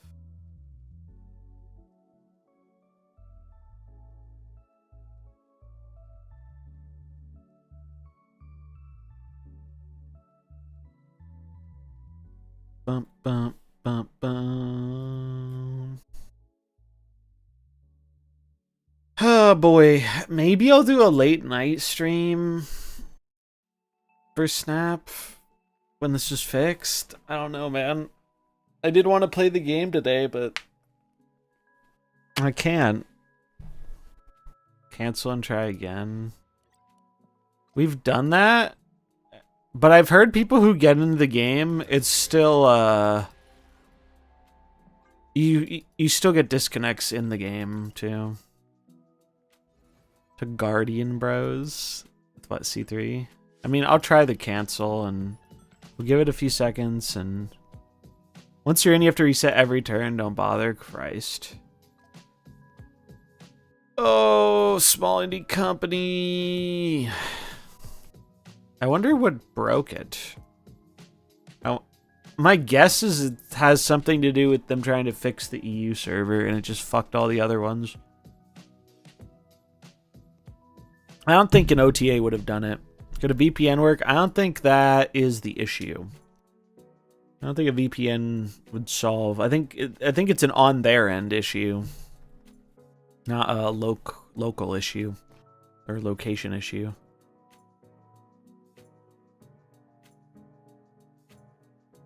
Yeah, they made it started the game, didn't they? Yeah, Arishem passed a judgment. He was like, Alright, you're gonna nerf me? Well, I'm gonna nerf your server's capacity for letting anyone play the game. Does Thanos get game start? Did they change that?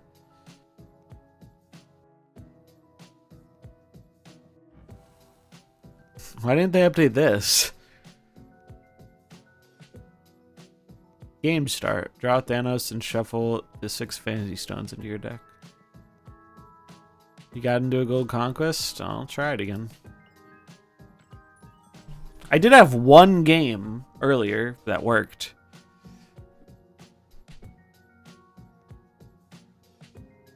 Bum, bum. Nice Thanos split, thanks.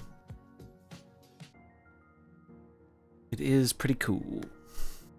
So what I'm gonna do is it's hard for me to tell because I normally get long conquest queue times, so I don't know when I'm supposed to cancel.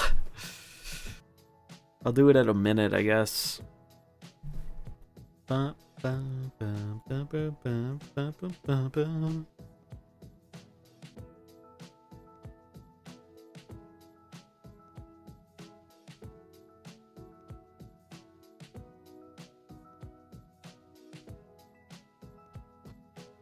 Bum, bum, ba-dum, bum, bum, bum, boom.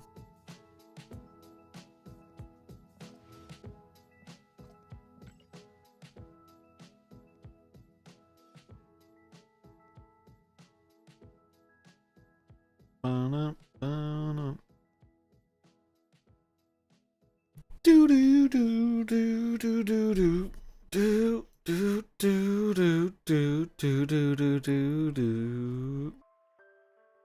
Yeah, not great, not great. Not looking too good. It's looking like a PoE angle. I can only stream to for another hour anyway. I got things to do. Shame didn't get to try out the changes, but maybe I'll do a late night snap segment, or I'll just push it till tomorrow. We'll see. But this isn't working, so I am going to switch to PoE, because this is not going anywhere.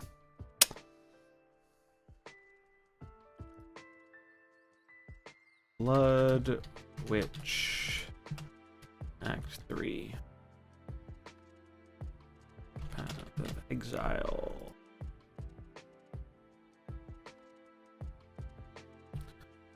Bow now, no, no, no, no, no, no, no. Path of Exile.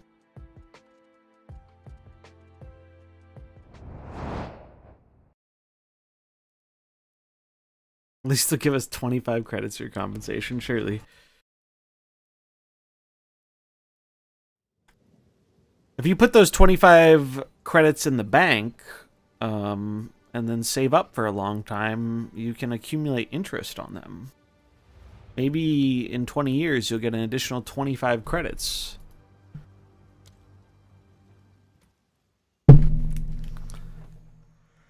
I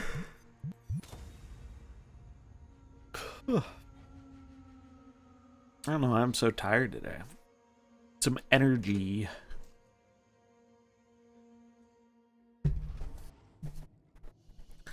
No, no, no, no, no, no, no, no, no, no, no, no, no. What was I doing? Return to the infested barrens and activate the stone altar.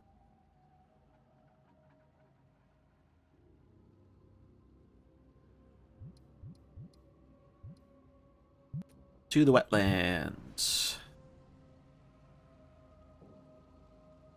So yeah, if y'all haven't seen this game, this is PoE 2. It's an ARPG. It's an early access, but there's currently quite a bit to it, and I've been enjoying it. It's been very fun.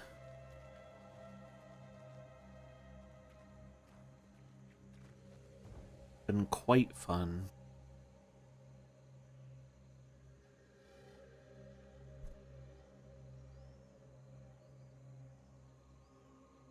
I'm playing a Blood Witch.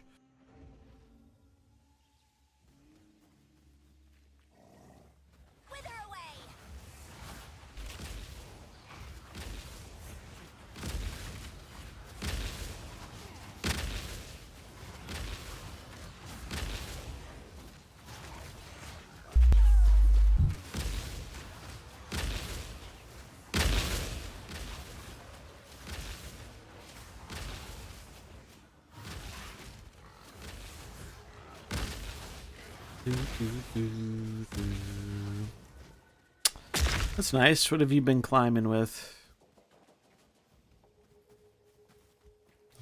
I do want to try out Elsa Frigga stuff. Elsa was one of my favorite cards for a while, so I'm happy to see her get a little bit of love. Merge deck? That's fun. Oops. Yeah, Penny's been fun. I've enjoyed Penny. I'm a little bummed her variant didn't release. Her variant isn't coming out till like January. I don't know why they decided to do that.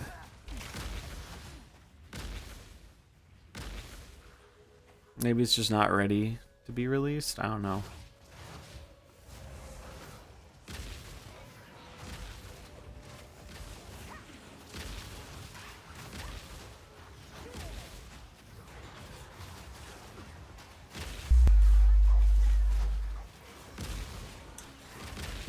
Ooh.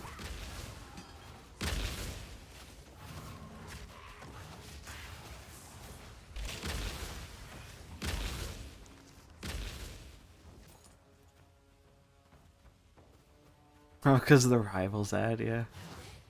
Well, I don't think they're doing it just because of the spotlights. Like, I don't think you have that many people who go for the spotlights if that's the only variant. There definitely are some people who will, though, so... But, I don't know. I was just hoping that was just a wrong date, but it was not.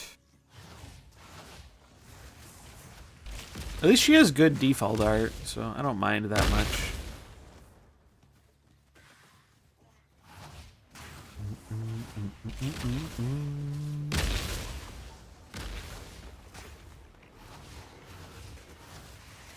The others are released. I assume it's because the artist has a lot next month. Yeah, maybe they're just wanting to get all their stuff out at a similar time. People who like the artist. Could be.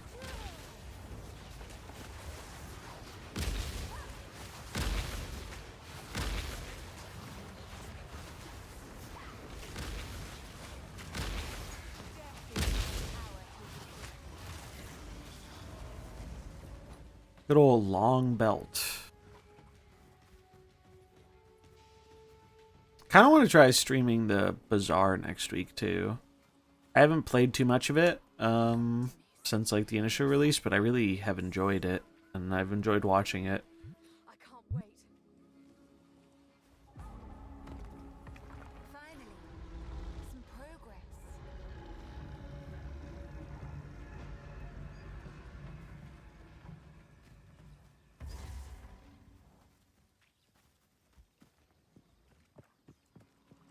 The Motland Waterway. Agony Bob, Zabu Kate, Hulkbuster Jeff, Penny Shang, Marvel Scarlet, Galactic Wemple. That sounds fun. It has been nice seeing Captain Marvel and Scarlet Spider get a bit of a love with the recent releases. In the flesh.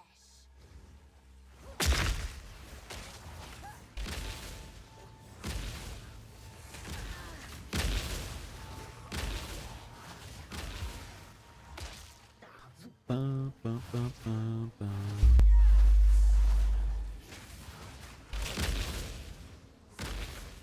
Honestly, I think for a lot of people, if you just have good snap and retreat reads, you can get to infinite with a wide variety of things. Even if they're not super tuned to the meta or whatever.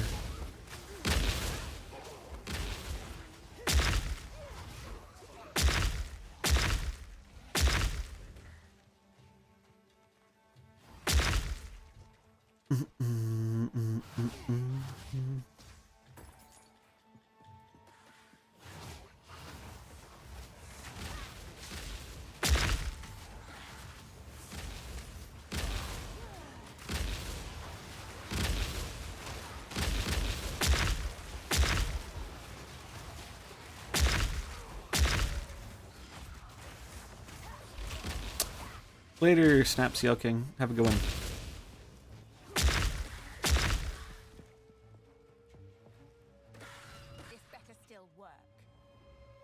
Banana, banana, banana, banana.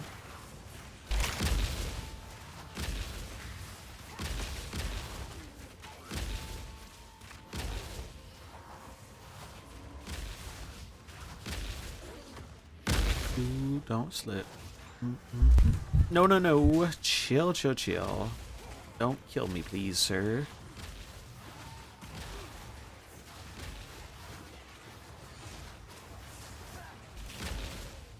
I need to do the Ascendancy trial, too, but I don't know if I have enough time for that right now.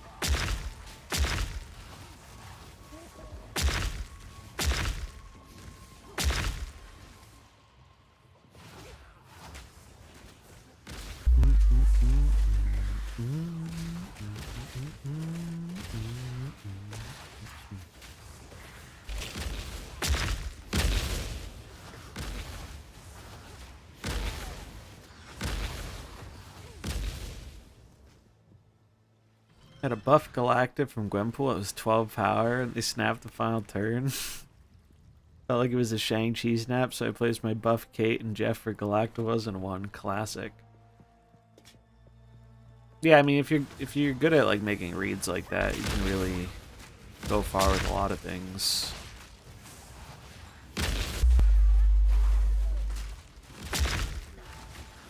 It's why you see people like Derek playing decks that look like just a crazy pile sometimes, and they put up good results. And it's like, is it because the deck is cracked, or is it because he's just a very good player? Like there ends up being a skill difference at a certain point.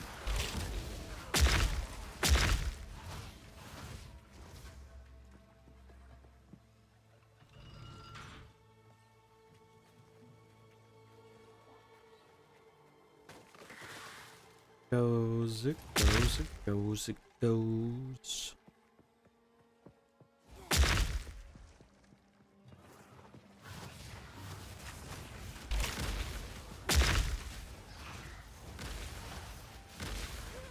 Do you like the speed variant? I think it's a fine variant. I'm not buying it because I bought the one when speed came out. I like that one better.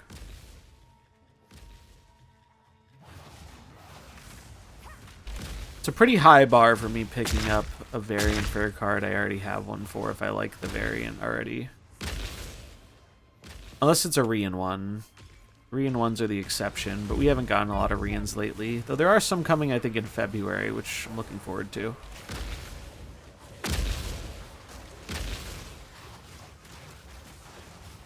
Gonna have to save up some gold.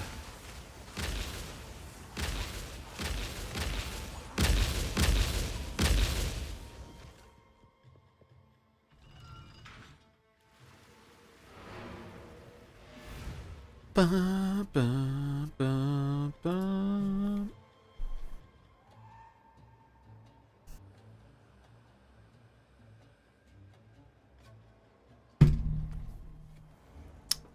Give me 1 second here.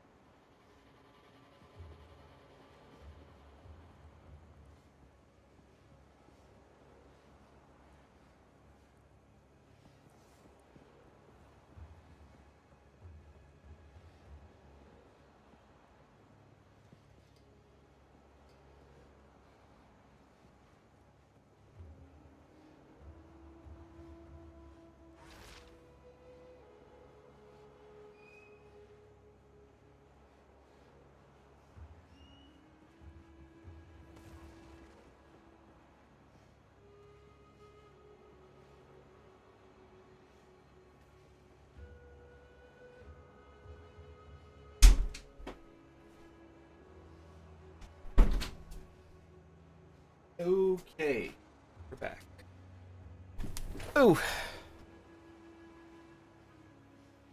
Yeah, the untapped Twitch extension on and could see couldn't see my face the whole time. That's funny. What was I doing? I was clearing out my inventory. Gonna be rewatching episode 2 of Star Wars tonight. See if it's really as bad as I remember it.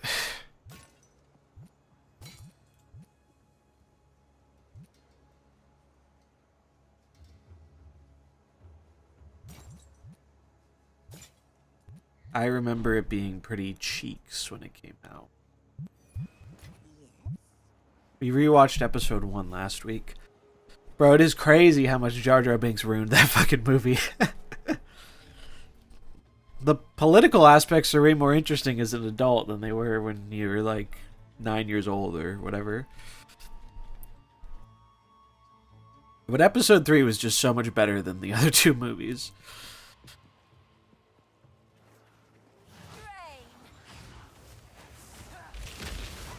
But my buddy doesn't remember them very well, so we've been rewatching them with him.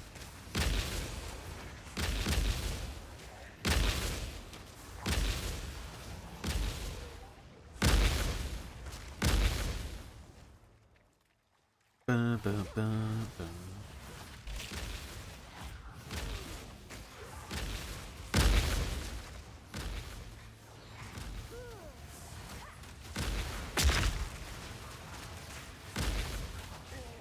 Do do do do do do do do do.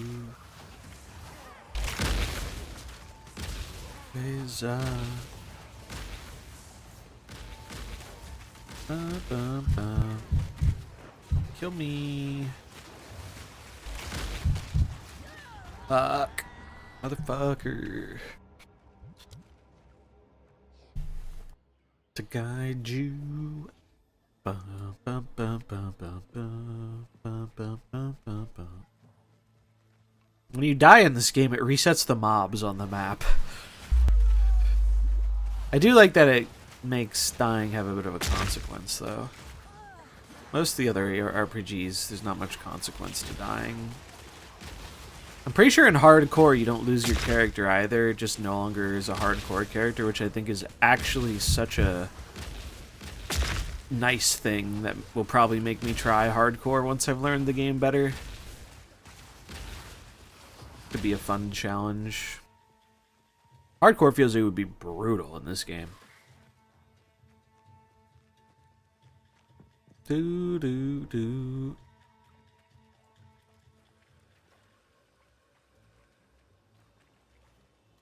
What is going on with the... Something is not right here with the perspective. Looks like the water is floating.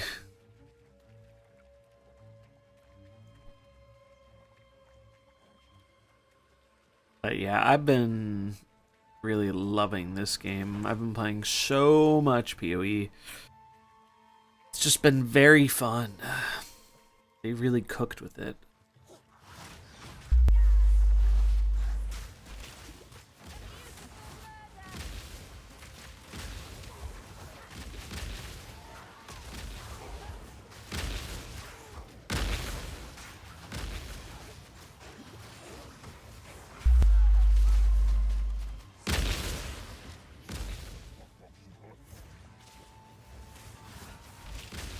They really got the right amount of, like, difficulty, too. Where it's, like, challenging, but not in a way that feels unfair. Which is a pretty hard thing to do.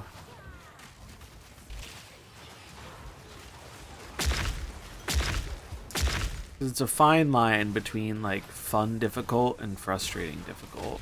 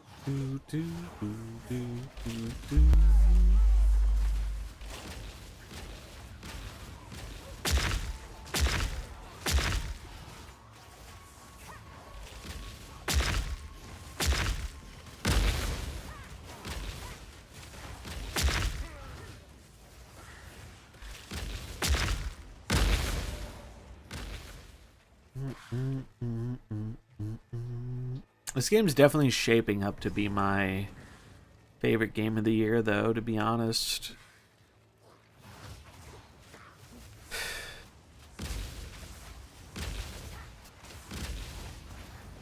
They actually just cooked incredibly hard with it.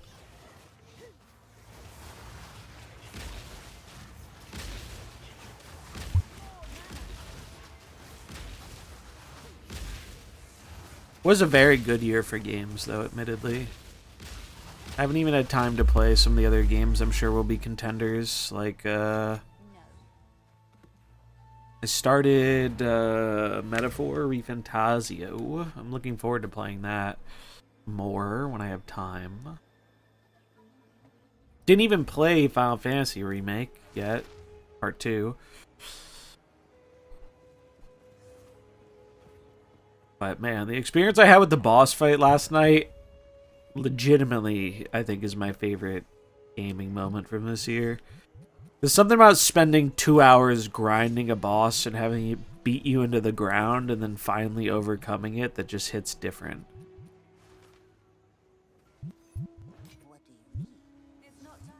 Actually just hits different. I need to store some of my shit. My inventory is full of stuff.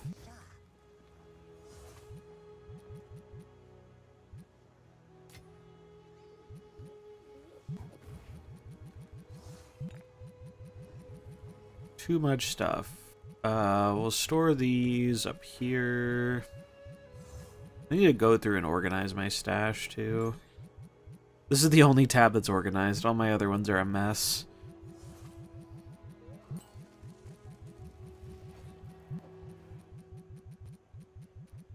They do need to let you use mouse for inventory management though when you have a controller plugged in. That will be a very big quality of life feature that is not currently a thing.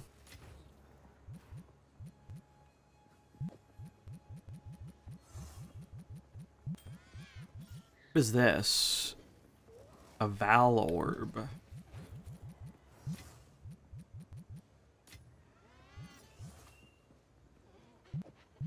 What is this? Oh, another one of the Ascension trials.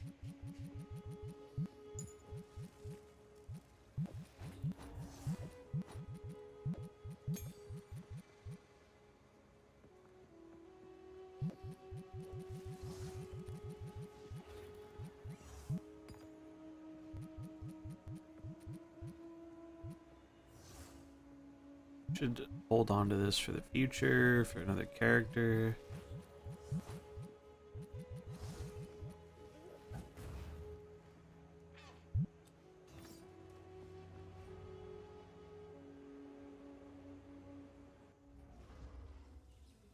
Do.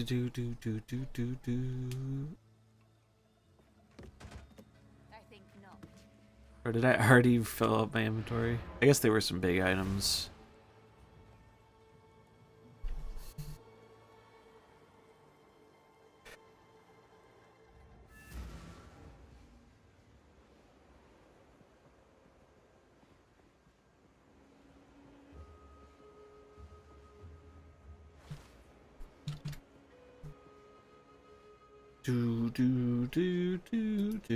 Let's see, any update? No.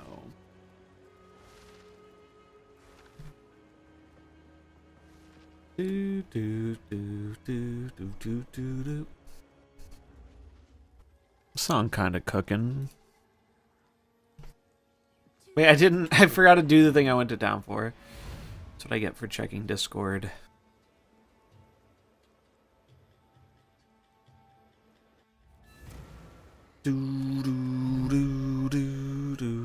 This song goes hard too.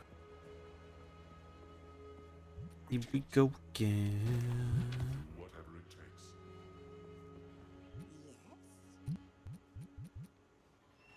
Lightning bolt. Fire damage plus 3 level of all lightning spell skills. That seems good for a lightning build. I'm gonna hold on to that shit. Max energy shield, increase spell damage, increase fire damage, increase critical spell damage bonus, 20 cold resist, mana regen. It also seems kind of good. Bro, I'm gonna need to buy more stash space. Although I need to clear out some of the garbage. I know I have garbage in here that I should get rid of, but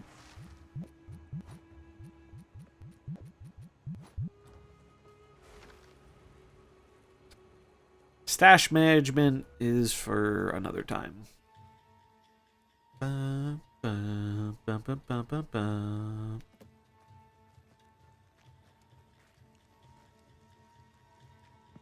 Friends. Here we go again. Here we go again.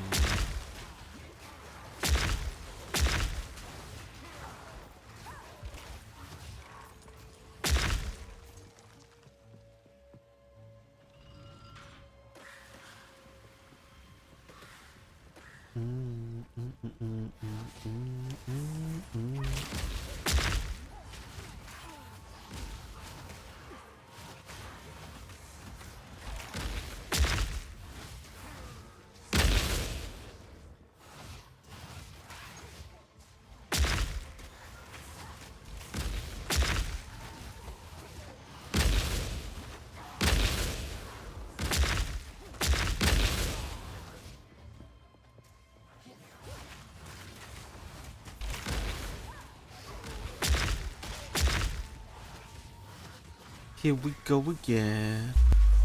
Adios.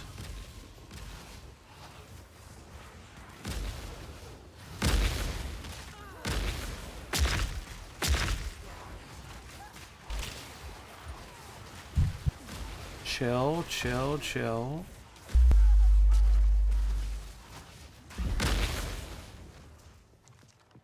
Ba, ba, ba. This area is kind of cool. I really like the environment in this game. Every area feels pretty different. It is a beautiful game.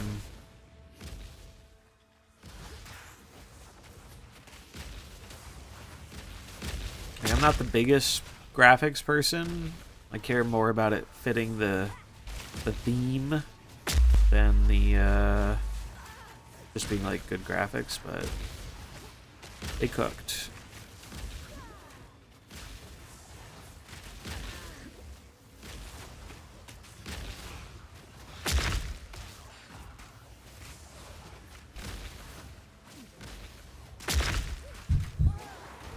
Speaking of cooked, I was cooked by these fucking skeletons.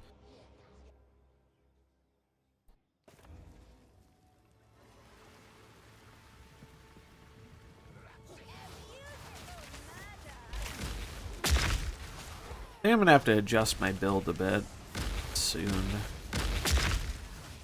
I have some ideas for...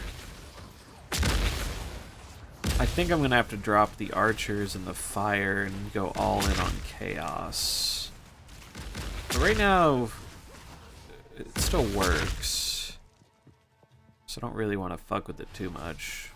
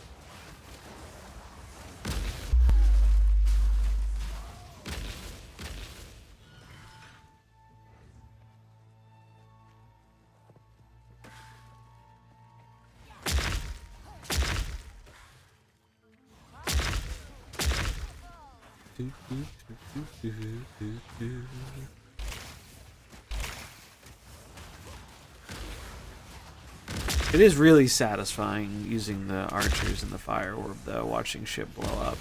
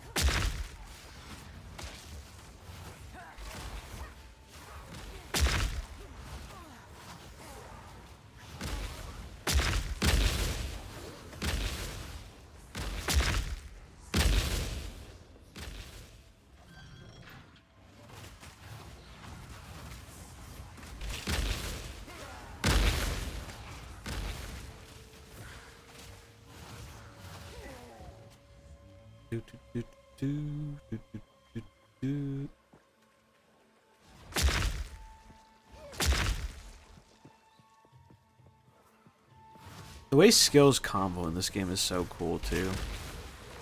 They really put a lot of effort into it.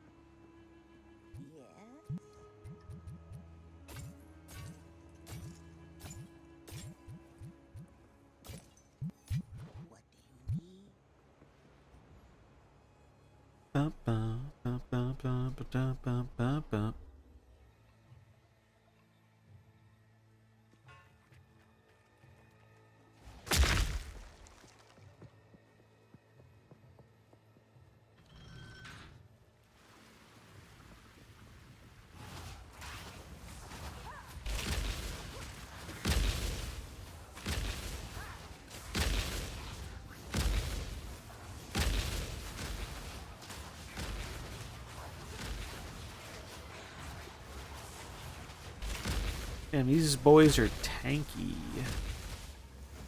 Tanky ass river drakes.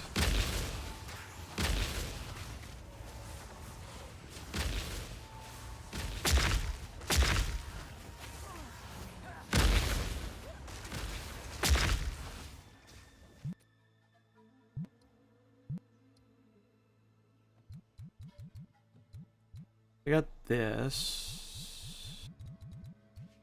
And now we can get more chaos.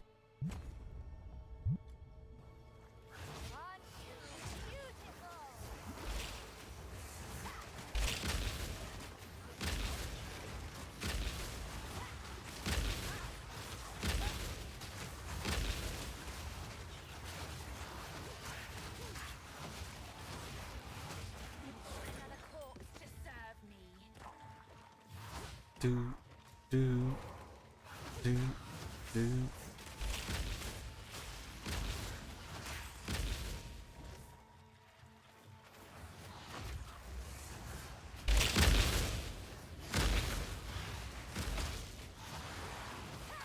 Arishem provided interesting gameplay through the random factor.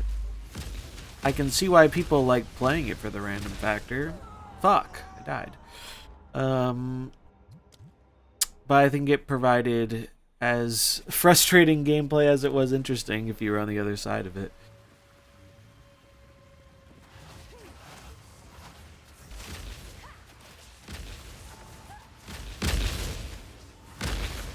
The bigger issue with Arishem is the fact it's card acquisition, really.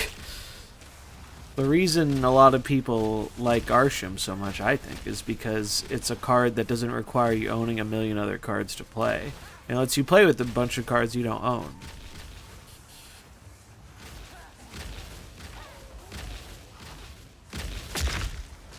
But that's more, maybe they should fix their card acquisition thing than anything else.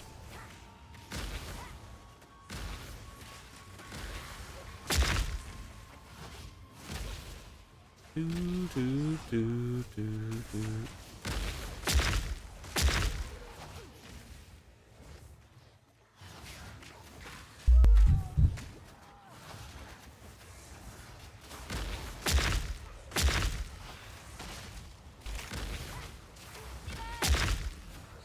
That's why, rather than the change they made, they should have just had change your whole deck.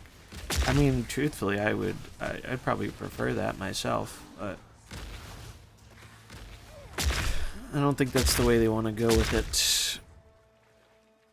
Arishem broke Snap, and yeah, in the most literal sense, Arishem did break Snap.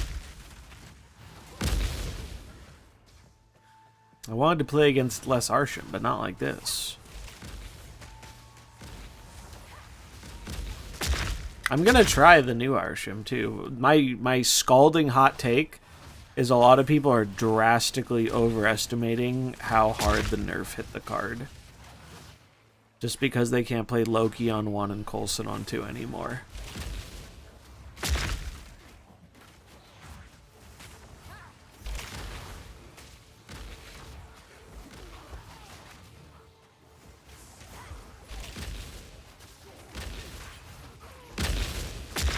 Regardless, though, it's going to hit the play rate, and I am very, very happy about that.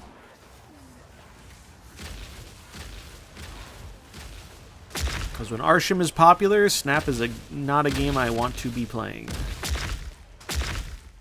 And it's been like that since the very first day he came out.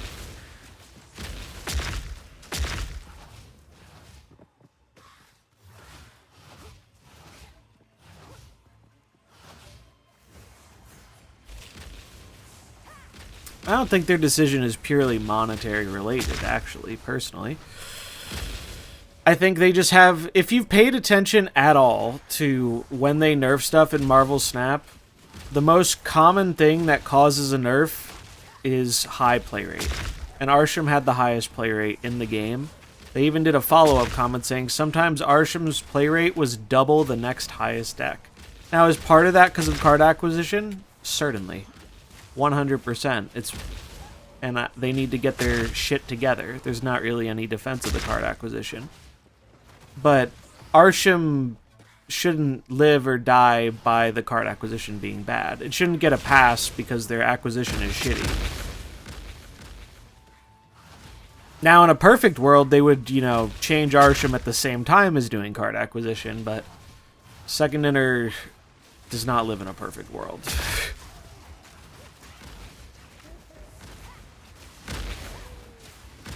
But it's a very divisive card. For every one person that likes it, I see one person who fucking hates it. It's not a card I find people are very one way or the other on it. I don't see too many people being kind of in the middle. There are some, but I find usually people lean in one way or the other. I do feel for the people who are newer players, though. Like, that is probably the only nice thing I'll ever say about Arishem is it's good that there is a card that's an on-ramp, and I think the card probably still is that on-ramp that it was before. But it's probably just a bit less good at that now than it was previously. But I think it's far from unplayable. Unfortunately, we can't know for sure because the game's fucking broken. I'm actually going to play Arishem this week, just kind of out of curiosity of what it feels like. And I never play Arishem because it's just not something I enjoy.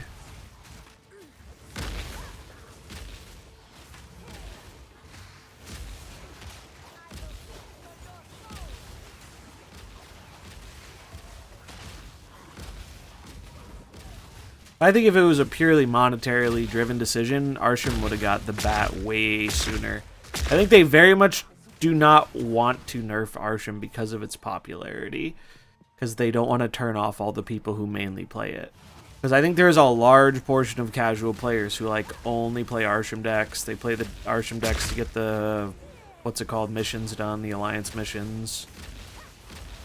All that stuff. And frankly, I'm surprised it actually made it into the patch. Once I saw that survey about Arishem, I was sure they were not going to adjust it in this patch. It's pretty surprising to me that they actually went for it.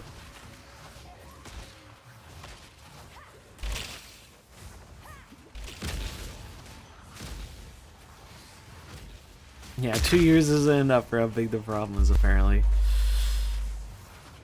I think the problem is they spent all this time working on stuff that is just not great features. Like, I'm sorry, I've really soured on alliances over time, which is such... It's genuinely a shame.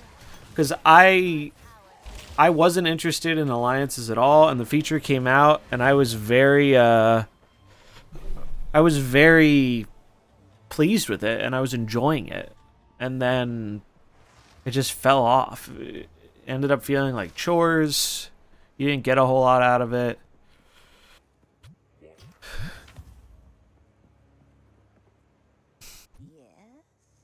And then as far as other new big additions, I mean, a lot of their stuff they put in this year, with the exception of like high voltage, was just like, didn't really care for Diner. I think their, what was that? The Leagues, I think, suck shit. Like, Leagues, I think I've seen the most negative feedback about out of any of the new, like, it's not even a mode, but like new kind of things they've added this year. Leagues definitely had the most, like, I don't like this feedback. For me, I think it was Diner that I really did not. The free stuff is nice and all, but the actual gameplay of the mode and some of the design decisions they chose, I think really weren't it. Is this even the right way? No, I'm supposed to go up here. Right.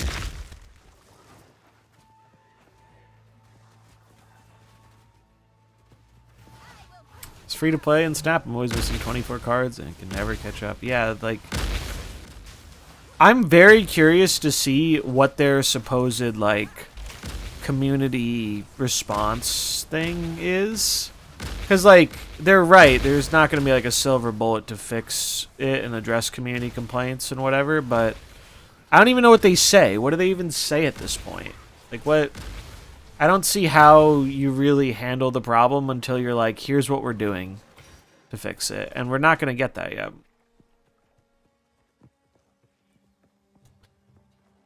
Been trying it with Wiccan now. Yeah, I think you're going to see a lot of Arishems start putting in, like, Valentina and stuff instead of Coulson. Coulson really is one of the cards that does not like the way they nerfed it. Coulson, to a lesser extent, Loki. Those cards are definitely a lot worse in that archetype now.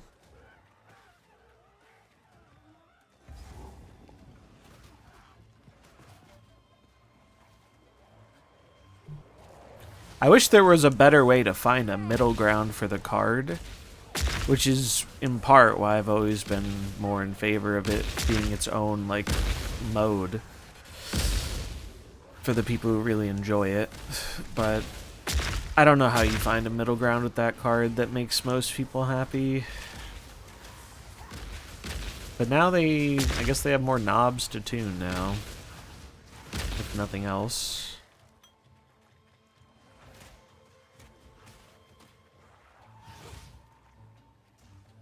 I was very surprised they made the duplicate change. I did not think that would be something they did. And I think that's a change you're not going to see... You're not going to see the impact of that as much, like, because you just won't see the time... Like, they just won't generate random Shang-Chi if they have it in their deck. But I think that will help ease some of the frustrations quite a bit. Because it was so frustrating when you got, like... When they got an extra copy of one of the good cards they're already running in their deck. That sucked so much. Wait, where... What? Yes, drain away. Reveal yourself, Utzal. Return to the encampment. Okay. Alright, well, this was fun. Thanks for coming to the stream. Sorry we couldn't do Snap stuff, but out of my hands. Second dinner, fix your servers. Yeah, I'll be back tomorrow. We'll test OTA stuff. And yeah. I'm gonna raid Lee. I think Lee's online. Yeah, I'm gonna raid Lee. Show him some love. Good friend. Nice streamer. Yeah, have a good day. Thanks for hanging. I'll hopefully see you tomorrow. Peace.